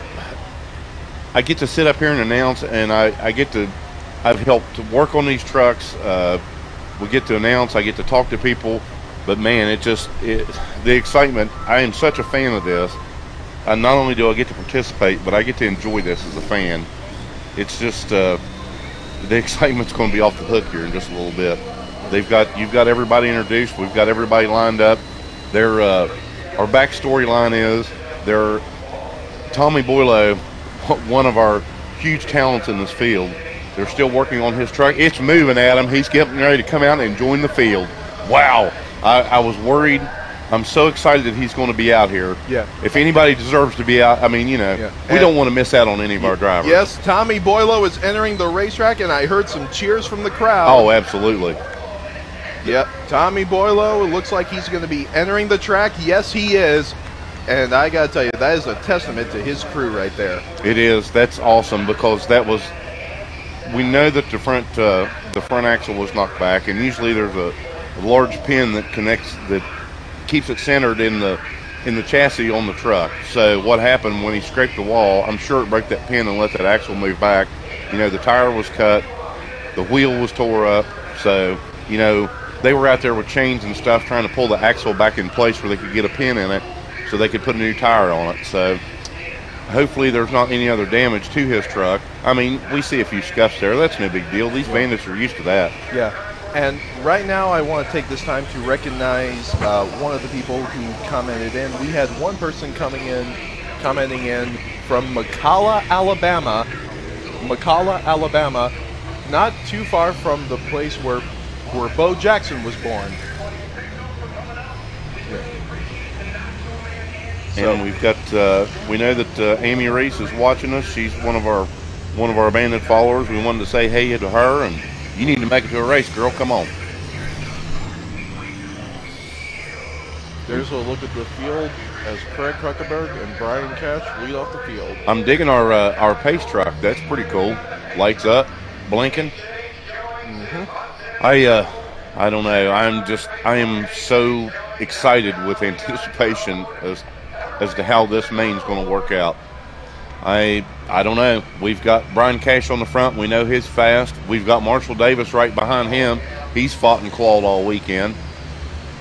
We got Lightning up there trying to find his spot. We got the Godfather up front. And it looks like we're going to get the 3-wide salute right here. And this is all for the fans. Yeah, just for the fans right here. I love this. Hey, well, this proves me wrong. I thought there's no way they can go 3 wide on this track. At least this slow they can. I don't know how they'll do it under competition, but sooner or later one of our Bandit drivers is going to try it anyway. I dig the wrecker. That's really cool. All right. I'm easily entertained. I like blinky lights, and the wrecker's got a lot of them on it. So, or the tow truck. They're not wreckers. They show up after the wreck, I guess. So they're going to make their laps. There's 3-wide salute. That's just for the fans, and I can hear them down there making noise. They're enjoying this. Yeah, and the horns are honking right now, and the fans are loving it. And here we go again. We're getting ready to take the green flag. They'll run they'll run a lap or two like this, and then they'll put them back in their double file restart, and then we got 30 laps to have this shootout. All right, Brian Cash in the 46 leading off the field alongside the Godfather Craig Kruckenberg. We've got the boss at Craig's house, Miss Robin, his wife, says drive safe. We've got... Yeah, sure wish you were here, Robin. Yeah, we miss you, Mama. All right, the pace truck is in. It looks like we're going to get the 1-to-go signal right here. Nate is up and ready to go as Brian Cash and Craig Kruckenberg lead them off. It's going to be Cash against the Godfather. It's going to be a good one. I know that Brian's truck is not absolutely fantastic on takeoff, so it kind of makes me wonder if the Godfather's not going to get a jump on him. But I'm telling you, we got some heavy hitters in the middle of this field. It's going to be, I don't know. I'm running out of adjectives to describe this. It is going to be fast and furious. That's for sure. Yeah.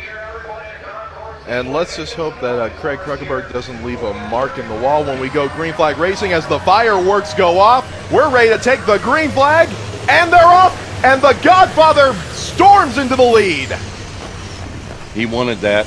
Oh, and here we go onto the 3 wide. Oh my goodness. We're 3 wide, ladies and gentlemen. 3 wide on the first lap here as the Godfather leads them off.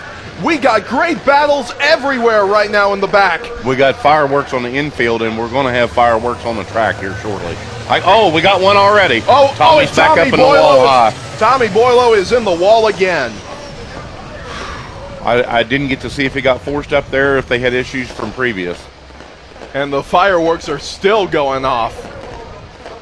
We'll blame the pyrotechnics people for starting the fireworks on the track too.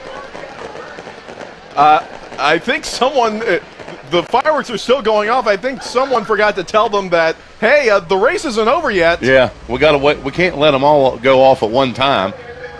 That's funny. Oh, I'm hearing that they've got plenty. So. Yeah. So apparently we've got some. We had some to get these guys started, and we'll have some to bring them home to the finish. So that's cool. Oh, there's our replay. Yeah, here's the replay of Tommy. He's there on the outside. Same trouble.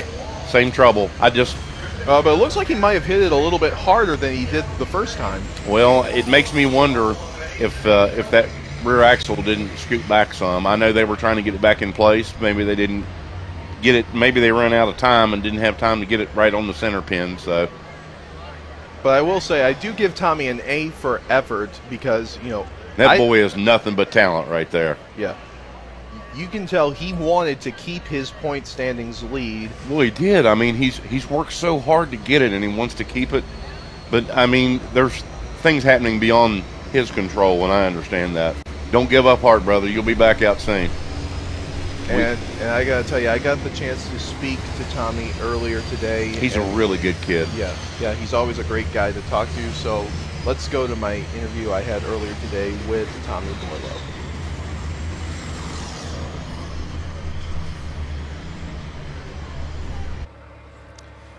Well, Alan Bowles might be on fire with the wins, but this is the guy who has the points lead, Tommy Boileau. Tommy, you're coming into this race with the points lead over Ricky Rude. How are you feeling? Feeling good. I didn't expect to have the points lead at this point in the season. We've definitely had a lot of adversity these first couple rounds between blowing right front with debris, getting a couple issues with our engine in the first round. So really happy to have that points lead. Hopefully we get some good luck this weekend and we can just build on it. Now, what are your thoughts on Concord Speedway and what you've seen so far?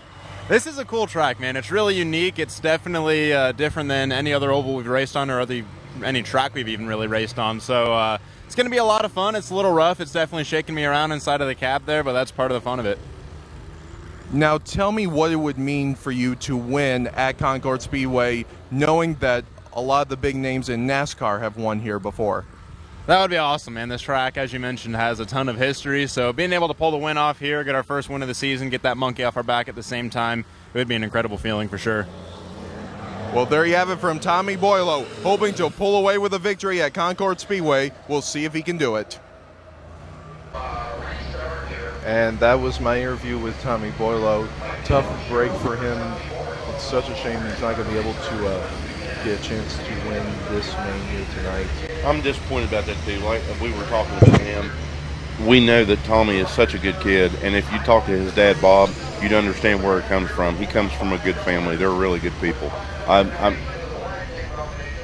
We have an interview up with Mark Noble. If you want to show that. Yes, I have an interview with Mark Noble. He was a really great guy to talk to, even though we mentioned before, even though he is a rookie in the Bandit Big Rig Series, he's not a rookie when it comes to racing. He don't drive like no rookie, that's for sure. Yeah. So here's my interview with the driver of the 74, Mark Noble. All right, joining me now is the driver of the number 74, Mark Noble. Now, Mark, you had quite the day at Motor Mile Speedway. Tell me about it. Well, yeah, I was running good. I was lucky enough to get the lead, I don't know, on the second or third lap, and we led for a while, and I understand I had a pretty good lead, and the red light come on, or the red flag, and on the restart we had a long time to think, and because I knew I didn't have the straightaway speed that Ricky had, and he would be starting right alongside me, so I kind of messed up. I was undecided if I should just start out in racing gear or try shifting it just to get the jump. And, well, I shifted, and I got the jump, but halfway down the straightaway with these 10 speeds, I just tried too fast. I missed the gear, and it cost me from going from first to third. But we finished third. It ran good, can't complain. We're getting closer to that first place spot, so maybe this time this is it. And what are your thoughts on Concord Speedway? I know it's a little unnatural, just take one more inch closer? more towards him, and then angle towards me a little bit when you respond. So you're kind of...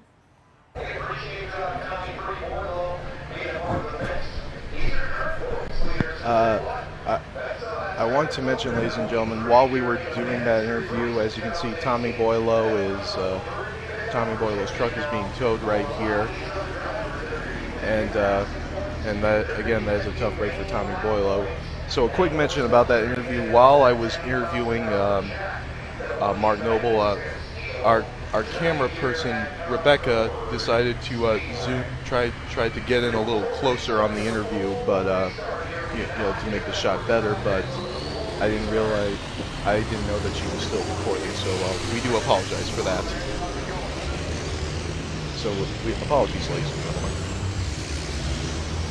And now we're getting ready to go back green flag racing again with Brian Cash in the 46 alongside the Godfather, Craig Kruckenberg. And with what we've seen so far, I can't wait to see what's going to happen now. One to go, guys. They're going to turn them loose again. Hopefully they got some fireworks left for the finish. Yeah, let's take a look at the field we got. In row number 2, we got the 41 of Marshall Davis, the 4 of Scott Treadway. Then in row number 3, we have the 51 of Cody Sawinski, the 7 of John Lisenby, and then in row number 4, the 27 of Darren Profit, 3 of Alan Bowles, followed by the 54 of Tyler Kruckenberg, the 14 of Ricky Rude. Then there's the 17 of Justin Ball alongside the 74 of Mark Noble, and rounding out the field, the number 98 of Mike Ward and the 13 of Bob Mitchell. That is your field for the Bandit Big Rig Series as they run right now. We got people commenting from all over the place. We got Bobby's a first-time watcher in North Canton. He lives in Concord. Why are you not here, brother? Come hang with us. All right, and here we go to take the green flag. We are racing, and the Godfather is leading once again. He blows them out of the water. Craig Kruckenberg has the lead, and it looks like Scott Treadway, he's got his hands full right now. These guys are going to get busy. I mean, it's going to get busy quick. Look at them. They're 3 wide, 2 wide. Jeez, a whiz. That is incredible. We are seeing some great racing here tonight, ladies and gentlemen. And right now they're close. There's not too many of them spread out. The Godfather's got his got a little distance, but I think once we get some of these trucks out of the middle of the pack, they may whittle that down. We especially, we got Jonathan on the bottom there. John Lisenby in the 7 just past the 4 of Scott Treadway for second place, and the 3 of Alan Bowles is going to go to the inside of Scott Treadway as he takes third place. And right behind him is the 54 of Tyler Kruckenberg as he battles alongside the 4 of Scott Treadway. That is a battle for fourth right now. And right behind them, we've got more great racing action, and the 17 of Justin Ball just past the 4 of Scott Treadway now. Scott Treadway is starting to fall back a little bit. And Jonathan, I think, has whittled down some of that distance on the Godfather, and here comes Alan. All right, now I've seen Susan Lisenby comment. Now, if you're Susan, are you rooting for your brother or are you rooting for your husband? All right, and here we go. Back up front, side by side, the 14 of Ricky Rude. He's making a pass on the 4 of Scott Treadway. Ricky Rude passes Scott Treadway in the 4. We've got racing all over the track, man. That was a pass for 6. Oh, we almost got a spin in turn number 1. The 54 of Tyler Kruckenberg just saved it again. That's Wheelman there. 2 great saves by Tyler Kruckenberg. Back up front, the 3 of Alan Bowles is trying to get around the 7 of John Lisenby. And look at Alan and John. Alan was right on his bumper, man. Oh, we got a wreck here on the front stretch. Big crash in the front. Oh, big crash. The 51 of Cody Slawinski, the 4 of Scott Treadway was involved, and several others. Our 2 rookies in the back, they both got, I think the damage was minimal, but they were both sideways. I'm hearing race control tell them to back these trucks down on the front stretch. They may have to get them stopped to get these 2 turned around. This front stretch is narrow, folks, and I don't know if they've got enough room to turn one or not. Yeah, I just wonder if we've got that on replay, where we might get a replay of what happened there. There was so much going on, I missed some of it. Yeah, there was a lot of action going on, and yeah, here's a look at the instant replay. There's the 98 of Mike Ward. There's Cody sideways. There's what started that incident. Cody got sideways, and the 4 of Scott Treadway, he got a piece of that. He did. This is the same trouble Cody had in practice, almost in the same spot. Yeah. Good save by Cody Slawinski, but unfortunately that's going to end up with damage for the 4 of Scott Treadway. And the 98 seems to be okay, as does the 13. I think if they actually touched, touched the wall, I think it may have been superficial.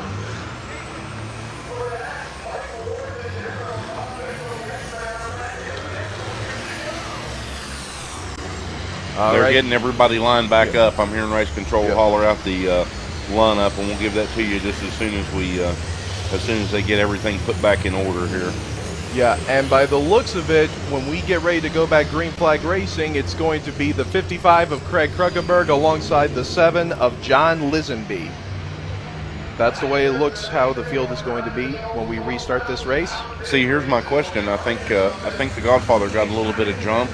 I had a little bit of advantage once they passed the start-finish line. He got on the gas quicker on that restart. I wonder if Jonathan Lisenby will be anticipating that and be ready for the Godfather. He's crafty. You got to watch him.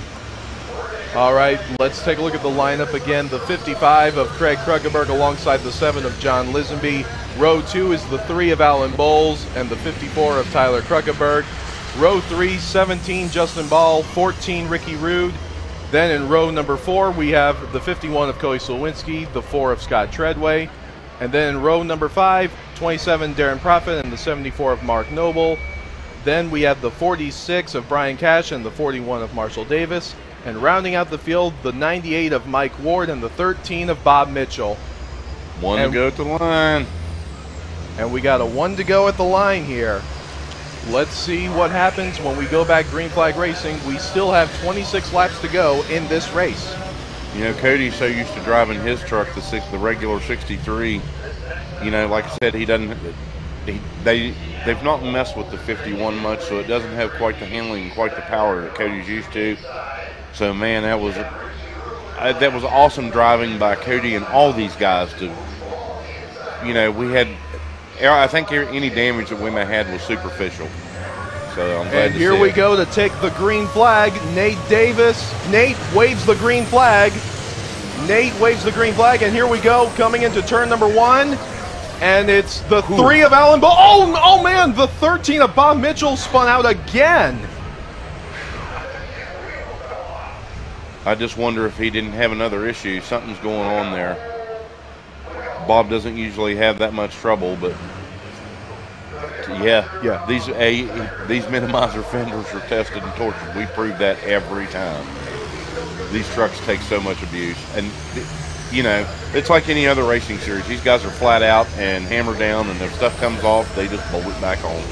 And that's what I like about these minimizer fenders. Here's the replay. Yeah, here's the replay. Let's see if we can get a look at what happened. Yep, Bob Mitchell looks like he just got loose. It could have been either that or that's in a bad, and you know, that's almost in the same spot that Cody was loose and spun his truck. So it makes me wonder if maybe when Bob was sideways before, if he didn't hurt a tire or something like that. That looked like tire tread that they were pulling off of it. All right, we're going to try this restart again. We called this early when they started on the heats and their qualifying. We knew that we was going to have this kind of excitement come to feature. A 1 to go signal was given once again. The flagman Nate is going to be ready to wave the green flag once again, as the 55 of Craig Krugenberg and the 7 of John Lisenby are going to lead them off again. There's some more people watching from Canada. I saw people from Brazil a while ago. We had We usually have a lot of military. They're going to give us the green flag this time, I think, Adam. Yeah. Here's the green flag. Nate waves it. We are back racing with the Bandit Big Rig Series. Hammer down, boys. Yeah. Hammer down indeed. Who's going to get the advantage as we enter the center of the tri-oval? Man, they are dead even, Adam. Yeah. Oh, Jonathan's pulling up a little bit. And John Lisenby is going to take the lead. John Lisenby takes the lead in the 7. We got a side-by-side battle between the father and son, Tyler and Craig Kruckeberg. And Tyler's going to take second place, and now he's going to try to take the lead as the 14 of Ricky Rude is making a pass on the 55 on the outside. And Tyler likes that view that Jonathan's got. I think Tyler's wanting that view for himself, but Ricky's coming. He wants that view too. Yeah, and right behind the Godfather, we got a side-by-side battle between the 3 of Alan Bowles and the 17 of Justin Ball. And the Godfather gets loose off the turn. These guys are driving there. Oh, and there's Darren. He's on the inside wall. Yeah. If he didn't touch that wall, I don't know what kept him from it. Yeah. Wow. Yeah. And back up front, we got the 7 of John Lisenby. He's got the 14 of Ricky Rude on the outside. Ricky Rude wants it. Ricky is going for the lead. Here he goes. Let's see if he can clear him to the start-finish line. He does. And here comes the 54 of Tyler Kruckeberg on the outside of the 7 for second place. Tyler's disappointed he didn't get that view from Jonathan Lisenby, and now he's going to run up there and see if he can take it from Ricky Rude. But we got stuff going on all over the track. These guys are racing hard. Yeah, and the 3 of Alan Bowles just passed the 4 of Scott Treadway. He's trying to work his way up through the field as the 14 of Ricky Rude leads. Oh, Darren's up high. Oh, he's got a tire down. He's got a tire down. Trouble for Darren Prophet in the 27. He's got a tire down. Maybe you don't, but I saw the fender flapping on the right front, and I thought, well, and we've got another minimizer fender tore loose. They'll put a new bracket on it and put it back on. That's how tough those things are. And the 27 is slow on the track right now as he enters the middle. There's something mechanical happened with that because I saw that truck jumping on the right front. That's why I thought the tire was going down. But he's slow and very low on the backstretch. Yeah, absolutely. Look at that minimizer fender. That baby's been tested and tortured. Yeah, these minimizer fenders, they are tested and tortured. It's got a few scuff marks on it. They'll put 2 new brackets on it. They'll bolt that right back on the truck. It ain't even hurt. Yeah. It looks like it's that right front that's bent a little bit. Let's see if we can get a better look at it when he comes around here. Loose wheel. Yep, there it is. Yep. Oh no. Something's broke loose on it. Is that steering or suspension? It's not steering. It's got to be suspension or something. The tire's up, but I saw that right front. It kind of got a death wobble in it, and that's why I thought maybe the tire was down. The truck pushed up real bad. I thought he was going to smack the wall here. Oh, it is steering. Yeah. So we're hearing broken tie rod. Broken tie rod for Darren Prophet. Tough break for Darren. A broken tie rod. Which is steering, so I don't know. That explains why that wheel wavered, because there was nothing controlling that right front wheel. Yeah, it was falling wherever it wanted to go, and I saw it flopping around. That's why I thought maybe we had a tire down. Yeah. But I'm glad we had people paying attention, so that helps a bunch. 27 laps have been completed. We have 23 laps to go, and it looks like this time John Lisenby in the 7 is going to restart alongside the 14 of Ricky Rude. In the second row, it's going to be father and son, Craig and Tyler Kruckeberg, the 55 and the 54. Then in the next row, we have the 17 of Justin Ball and the 74 of Mark Noble. Then we have the 51 of Cody Slowinski and the 4 of Scott Treadway. Then there's the 3 of Alan Bowles with the 41 of Marshall Davis. Then there's the 98 of Mike Ward and the 46 of Brian Cash. And then there's Bob Mitchell in the 13 rounding out the field. I can't, we've had this much excitement in 7 laps. I don't know if my heart can take the next 23. But we got 2 real strong, actually, look at all the trucks up front. You know, a lot of these trucks are ones that started in the middle and they've worked their way back up front. Everybody here's a contender, man. It's just... Yeah, let's take a look at who we've got. We've got one to go going on here. I think they're going to turn us loose, Adam. Yes, I'm excited. Indeed. Yes, indeed. The 14 of Ricky Rude alongside the 7 of John Lisenby. Neither one has won a main, but they want to do that here tonight. And then you have the father and son, Tyler and Craig Krugenberg. They want to win a main as well. Nate is going to give the one to go right here. Okay, now your memory's better than mine. All right, we know that Ricky Profit was, well, everybody calls him Ricky Rude. His last name is actually Profit. All right, so you think back, we know that Ricky was a champ last year. Actually, how long has it been since he actually won a main? We know he had a lot of handling issues at Cordell, so we know he didn't win Cordell, which was Cordell, Georgia was our last race of the year for the Bandits at Chris Motorsports Park. It's been a while since he's won. The man's hungry. He's coming for it. Here we go to take the green flag. And there it is. Green, green, green. We're back racing with the Bandits. And Ricky Rude has got the lead. And we almost go 3 wide in turn number 1 for 3rd, 4th, and 5th. I know. And it concerns me because I don't know if it'll take 3 wide or not. Holy smoke. And the Godfather has got Justin Ball on the inside of him. Justin Ball's going to take it. And Justin Ball goes to the inside of Tyler Krugenberg. Oh, that's and going to there's be contact. Tight. Oh, is there going to be a spin out? Not yet. Oh, man. Oh, Justin Ball, hold on. Good save, buddy. Good save. Good save by both those guys, Tyler and Justin. What aggressive driving by Justin Ball in the 17. I think he stuck his nose down there, and I don't think Tyler realized he was there and he wasn't trying to shut the door. And there's the 98 of Mike Ward on the outside of Scott Treadway in the 4. Mike Ward's making his way up through the field. He's not going to mess around. No, he's not messing around at all. Here they come to the start-finish line. Scott Treadway's going to look to the inside of Mike Ward right here. Can't quite make the pass. Scott's got a ton of power in that truck with that cat, but Mike, I keep saying Mike's down on power, but he's making up for it in handling a bunch and experience. And heading up front, there's the 17 of Justin Ball with the Godfather right behind him. And right behind the 74 of Mark Noble is the 3 of Alan Bowles. He is trying to make a pass on him. And there's the 54 of Tyler Krugenberg trying to make a pass on the 7 of John Lisenby for 2nd place. And while some of the goodness, and heading into the pits, it's Justin Ball. Justin Ball in the 17 just took his truck to the pits. I wonder if he's got a tire down. Yes. And meanwhile, the 7 of John Lisenby, he's got his hands full with the 54 of Tyler Krugenberg. He just made a pass for 2nd. I'm trying to pay attention while you're looking up front. I'm trying to see what issue they're having with. I think we've got a fluid leak out of Justin Ball's truck. That's not good. All right, but back up front, Ricky Rude leads. 2nd place, Tyler Krugenberg in the 54, and 3rd place is the 7 of John Lisenby. Meanwhile, the Godfather of Craig Krugenberg, he's got his hands full with the 74 of Mark Noble right behind him. That is a battle for 4th. I can't tell what's leaking out of Justin Ball's truck, but whatever it is, there's a string of it down pit road, and it stops under his truck. Oh, and the 74 of Mark Noble, he is really driving that truck as hard as he can to try to catch up to the 55 of Craig Krugenberg. Well, they know that they've got to do something because, I mean, you look behind Mark, you've got Alan coming.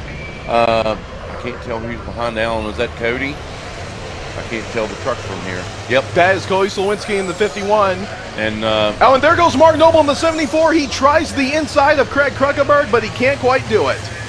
See, I think Mark's running a line that's easier on the tire. I think his tire may last longer than Craig's as far as wearability, but it's letting Ricky put some distance on him a little bit. 14 laps completed. We have 16 laps to go in this race. Meanwhile, here's the battle between the Godfather and the Wheelman. Craig Krugenberg in the 55, Mark Noble in the 74. That is a battle for 4th. Mark Noble trying to find a way around the Godfather, but Craig Krugenberg refuses to back down. Mark Noble tries the outside, can't quite do it yet. Craig's not going to back down at all. Either he's going to wear the truck out or Mark's going to find a different line because Craig's not just going to let him by. You know that. Saw a little bit of smoke coming out of the 55 when he came off turn number 4. That must have been him on the brake. Well, whatever was going on in Justin's truck, either it leaked out. Oh, it did leak out. Something's going on. I don't know if he's going to get him back out on the track. It may have just been water. They may have busted the water tank. It's on that side of the truck, I believe. And the 46 of Brian Cash, he's trying to make a pass on the 41 of Marshall Davis. He can't quite make the pass. Meanwhile, in front of them is the 4 of Scott Treadway and the 98 of Mike Ward. Marshall's trying. I saw that truck sideways coming down the front stretch. Jeez whiz, these guys they're not going to stop. They're not going to give up. They're going to get every spot they can. And in the meanwhile, Ricky's trying to put a whipping on them. And the 46 of Brian Cash, he's going to try the outside of the 41 of Marshall Davis. Not quite able to make the pass. Coming off the final turn, he's got an opportunity right here to the inside. Can he go? No, not yet. You know, these trucks have monstrous power. Some of these have well over 1,000 horsepower. But when the racing is this tight and the turns this tight, power don't always help. Yes, indeed it does. On board with the 55 of Craig Kruggeberg. Coming off turn number 4, the 46 of Brian Cash. Trying to make a move on the 41 of Marshall Davis. And Marshall Davis trying to make a pass on the 4 of Scott Treadway. We've got racing going on all over the track. I'm trying to pay attention so we don't miss anything, but it's hard to when you've got all this excitement going on. And the battle for 4th is starting to heat up once again. Oh, we got one sideways. Marshall Davis. Marshall Davis in the 41 has spun. I don't think he hit anything. I think everybody's okay. Yeah, it looks like it's a single truck spin. That's going to bring out the caution. Good save, Marshall. Good save. That was a big single truck spin, and nice driving by Marshall Davis. Wow. But now we've got the field bunched up again. What happens when we bunch the field up? I don't know. And we're going to restart. There's our replay, Adam. Yeah, here's the replay. Let's see Marshall Davis. Oh, maybe Marshall was already sideways, but Brian couldn't get in there and do anything. Maybe just a little bit of help from the 46, maybe. Well, and the bad part about it is the 41 was already sideways. It wouldn't have taken anything to get that truck spun on around. Yeah, it was. There was nothing intentional there. Marshall was already sideways. Brian didn't have anywhere to go. All right.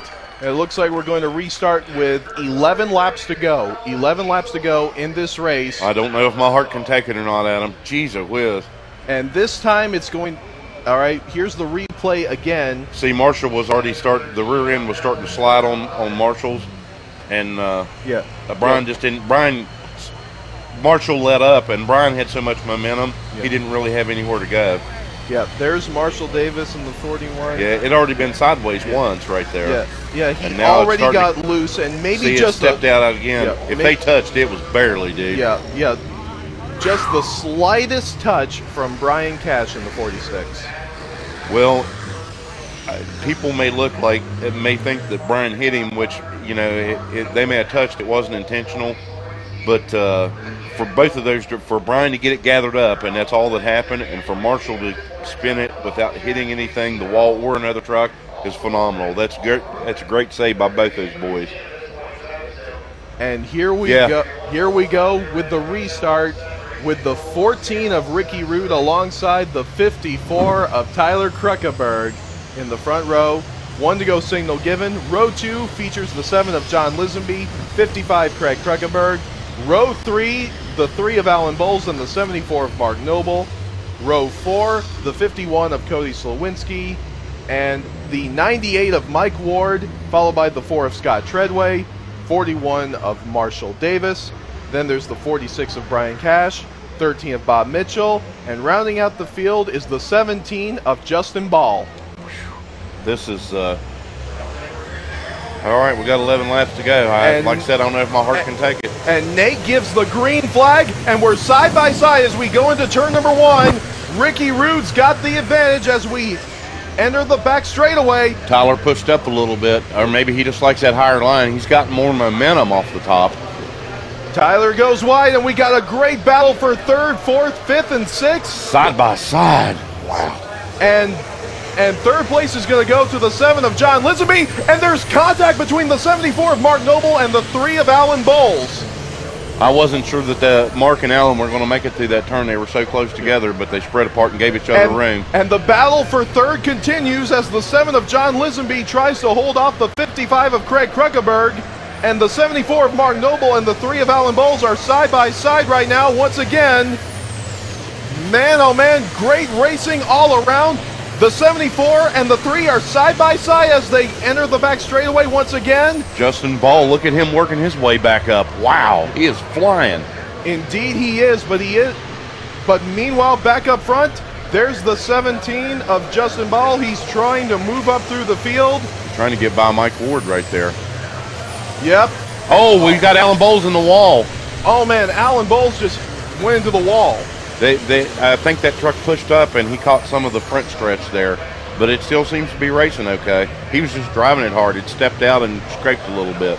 Hopefully that's all there was to it. Meanwhile, up front, Ricky Rude continues to lead. Second place is still the 54 of Tyler Kruckeberg. Running in third is the 7 of John Lisenby. And coming off turn number 4, the 41 of Marshall Davis trying to make a pass on the 98 of Mike Ward. Didn't we see this earlier? Woo. Got a pass going on up here on the backstretch. Yeah, the 3 of Alan Bowles making a pass on the 51 of Cody Slowinski. He's going to be able to make the pass as they go up. He pushed up bad. And Cody had to get hard on the brakes to keep from running over Alan. Cody Slowinski almost lost it again. And it cost him a position. Alan got sideways bad, and Cody had to let up to keep from hitting him. Look at these saves that we're having. Yeah. These guys are driving their hearts out. Great racing all around the track. We have 5 laps to go. 5 laps to go for Ricky Rude in the 14. It's been a while since he's won a main. He wants to do it here tonight. You know, there's stuff going on all over the track. These guys, like I said, these guys are driving their hearts out. And there's the Godfather, Craig Kruckeberg, trying to make a pass on the 7 of John Lisenby. He's right there on his back bumper as we come off turn number 4. They're not touching, but Craig wants it. 4 laps to go. Can Craig Kruckeberg make the pass? And right behind Craig Kruckeberg, here comes the wheelman, Mark Noble, in the 74 on the inside of him. Craig's trying up high. Be careful, buddy. It's slick up there. And Craig got a little loose right there, but he's making the high side groove work for him. As we come to the start-finish line, it'll be 3 laps to go. These guys are they're sideways all the time. Look at this. We got a bunch of 3 together. Yes, that is a battle for 3rd, 4th, and 5th. Wow, and the Godfather and Mark Noble have still battled back and forth. John Lisenby got caught in the middle of that. I think these guys will get the right front. I think is starting to wear out on these trucks, and they're starting to slip and slide even more than they were earlier. Mark Noble in the 74 clears the 3 of Alan Bowles, the 7 of John Lisenby, sorry, as he's trying to get around the 55 of Craig Kruckeberg. As we have 2 laps to go, 2 laps to go. 2 laps to go for Ricky Rude. Oh, but now here we come to the white flag. One more time around for Cupcake. Can he end his streak of not winning in the main? He just has to hold on for a little bit longer. Here he comes entering the middle as the battle for 3rd, 4th, and 5th continues to the end. Off the final turn, welcome back to victory lane. It's going to be Ricky Rude in the 14. He wins at Concord Speedway. 2nd place goes to Tyler Kruckeberg in the 54. And 3rd place, it's going to be the Godfather. It's going to be close. Man, Mark Noble won it finishes in 3rd. 4th place, the 74 of Mark Noble. 7 of John Lisenby finishes in 5th. Then we have the 51 of Cody Slowinski, 3 of Alan Bowles, 4 of Scott Treadway, 41 of Marshall Davis, 13 Bob Mitchell, 46 of Brian Cash, 98 of Mike Ward, and then there's the 17 of Justin Ball. And the thing about it is, even the trucks that finished in the back, Mike Ward was flying. Look at that fireworks. Fireworks are going off. That is the end of the main for the Bandit Big Rig Series at Concord Speedway. And who better to win at Concord Speedway than our defending champion, Ricky Rude? He will put his name in the history books at Concord Speedway, being the first man to win the first main for the Bandit Big Rig Series at Concord Speedway. Well, I hope the fans enjoyed this, because I don't know how, I can't describe how many times my heart stopped. And there's the fans, they're standing up, they're clapping, they're pointing. They love this. Ricky Rude just kind of did a burnout in the corner there. I think he was enjoying his victory.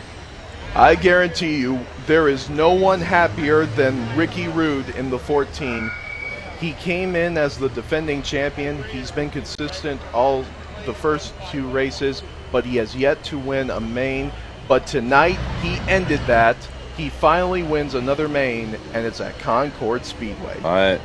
I love this for Ricky. I'm glad he's back in the winner's circle. I know that they redid a lot of things on the truck. He was trying to get the handling back where he wanted it after Cordell, Georgia, and congratulations to him. But the driving that we saw all night from everybody out here, I mean, whether it was a challenge race, whether it was a shootout race, whether it was a heat, or the main, I mean, these guys, I don't know how many times I saw people sideways off the last turn coming down the front stretch. You saw how many spins we had there. You know, it was like that deal with Marshall. We were talking here a while ago. Marshall had wrecked that truck twice and still held on to it before it actually spun. And that was pointed out to me. I don't know. We had racing, we had sideways action, we had beating and banging all over the track. And there is Ricky Rude. He has parked his truck into victory lane. Ricky Rude victorious. Second place goes to the 54 of Tyler Kruckeberg. And third place, the 55 of Craig Kruckeberg. Concord Speedway, if you enjoyed that racing, let me hear you make some noise. Listen to them out there. They loved it. All right. PT is down there getting ready for the interviews. Great racing all night long. And a congratulations to Craig Kruckeberg getting his career best finish in the Bandit Series main. PT is down there getting ready with the Godfather. I'm watching, I'm seeing some comments here. David Fisher asked me what happened to Darren Profit. I stepped away and he was gone. All right, PT is down there with the driver of the 54, Tyler Kruckeberg, and with the 55 driver, Craig Kruckeberg. PT, take it away. All right, guys, we're down here with the Godfather, Craig Kruckeberg, third place. Hey, man, hey, how you feeling that 55 Ford, huh? You know, Tonk is a pretty good old truck. You were going out there literally loose on a couple of those turns, but you held strong, man. What do you think about it? Well, just following Tyler. He goes sideways, so I guess I got to go sideways. Like father, like son, only the other way around, right? Exactly. It was a good race. I like this racetrack. That's good. We liked it as well. How about make some noise for 55, the Godfather, Craig Kruckeberg, huh? Let's try to check with Tyler here, second place, if we can. Where do you run off to? Oh, he's right here. Tyler. Here we go, Tyler. Hey, second place, man. Man, it was a battle with you and Ricky Rude the whole time. What'd you think, man? It was a struggle there at the end, and I was, when I seen that last caution, I was like, I didn't want to see that because it was bunching everybody up. So, I was hoping me and Ricky just get out in front and just go. So we kind of did. So that helped us a lot. And so it's just me and Ricky out there, and I can focus on chasing him down. And he just had a little bit more power than me. So he's pulling away on me on the back straightaway. So I was trying to keep up with him in the corners, but couldn't get there fast enough. Your dad was giving a little grief for a little bit of some weaving out there. Was that by design or what? I know that was his problem back there. He couldn't get the second, so I think he's a little mad about that. But he was back there, so I didn't care. I was just focused on Ricky and was chasing him down. So like I said, he was just a little bit more faster than I. So I struggled a little bit, but come back next race and hope to have a little bit more power. Well, congratulations in second place. Looking good tonight, Snowman. Nice job, Tyler. There you go. Make some noise for number 54, Tyler Kruckeberg, the Snowman. All right, let's do this. Let's talk to the man of the hour. Number 14, make some noise for Ricky Rude, everybody. Your champion tonight. Woo, hey, man, glad to be back. Finally, it's third race for the year, and I'm just tickled to death to get back in this little spot. Tell you what, yeah, you had a couple of close ones so far this season, and Alan had held you off, and today you had the best truck out there, huh? I did. This track's pretty rough, but I finally found a little something out of the groove to get me through it without getting my eyeballs shook out. But yeah, Tyler, he was putting up a good fight, and I was just glad to get clear of him. I was just counting the laps down. I told my spotter, I said, tell me. I got to get this done, There were a couple points there that you had some pretty commanding leads before the yellows. Were you worried a yellow was going to hurt you out there? No, I knew a yellow would come out. It never fails. Never fails. I'm used to it. So I've driven trucks all my life, so I'm pretty good on the restart. So arms sore, I jerk a little harder. Like it. Hey, any sponsors you want to give a shout out to? We got NMF, we got Minimizer that puts the whole deal on, got Borg Warner, and just appreciate all the fans that comes out tonight. Couldn't do this without you guys. Well, I'll tell you what, so Alan Bowles went 2 for 2 the last two. Is there another one in Ricky Rude's future next race in Iowa? Man, I hope so. That gives us a month away to get out there, and these other guys, they're going to connive for a month, and they'll gang up on me. But yeah, I'd like to have about a 3 or a 4 or a 4 for 4. Well, we always love to have Ricky Rude. I'll tell you what, man, you got a month to figure out how you're going to spend this $10,000 check. Let's do this minimizer. Let's present this guy with a $10,000 check. Hey, Concord Speedway, help me in congratulating your main event champion tonight, number 14, Ricky Rude, everybody.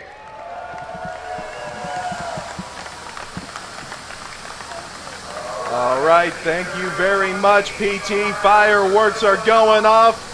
Concord Speedway, if you enjoyed the racing action, let all the drivers hear you. They're out of their trucks. Let them hear you. Make some noise if you loved the action here tonight. All right, well, we thank you all for being out here tonight. On behalf of Dave Wright, PT, and the entire Bandit Big Rig Series family, my name is Adam Alwell. We're glad you could all be with us here tonight. And for those that tuned in on Facebook and YouTube, we hope to see you at the next race in Iowa. A special thank you to all the great sponsors: Minimizer, KIK Marketing, Big and Nuts, Wyakin Foundation, Classic Carriers Inc., H&H Towing, BB Tire and Service, I-77 Chrome Shop, and Rush Truck Centers and DSI Performance. We thank you, all the great sponsors, for coming on board, and we thank you to all the great race fans who have come out here tonight. We will see you next time for the Bandit Big Rig Series. Good night, everybody.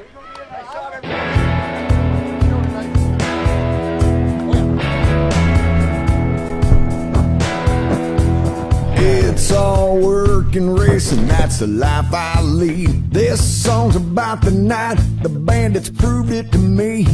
Blowing black smoke down those old country roads, drifting every corner as fast as we could go. Who would have thought this would ever be? Fox and a crew down like I've never seen. 'Cause some would call us bandits in a local magazine. Don't you think this big rig racing's getting out of hand? It started out with beers you never understand, blazing through the smoke, getting cheered by the fans, fans, fans, fans. Man, this big rig racing's getting out of hand. We're rolling like thunder, that's why we never saw bandits and got loose and flying to the wall. As the pace car pulled out the pits filled with fans, out from a window came the bandit's hand. He signaled, "I'm alright," and the look on his face said it's all about the glory. We'll live to roll another day. Crowds kept getting bigger, and so did the prize for the race. Don't you think this big rig race is getting out of hand? It started out for beers you never understand, blazing through the smoke, getting cheered by the fans, fans, fans, fans. Man, this bandit racing's getting out of hand.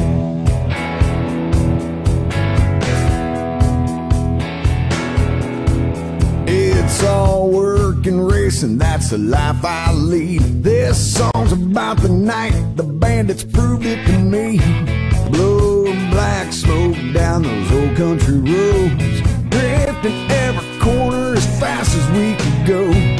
Who would have thought this would ever be? Fox and a crew down like I've never seen. 'Cause some would call us bandits in a local magazine. Don't you think this big rig racing's getting out of hand? It started out for beers you never understand, blazing through the smoke, getting cheered by the fans, fans, fans, fans. Man, this bandit racing's getting out of hand. Man, this bandit racing's getting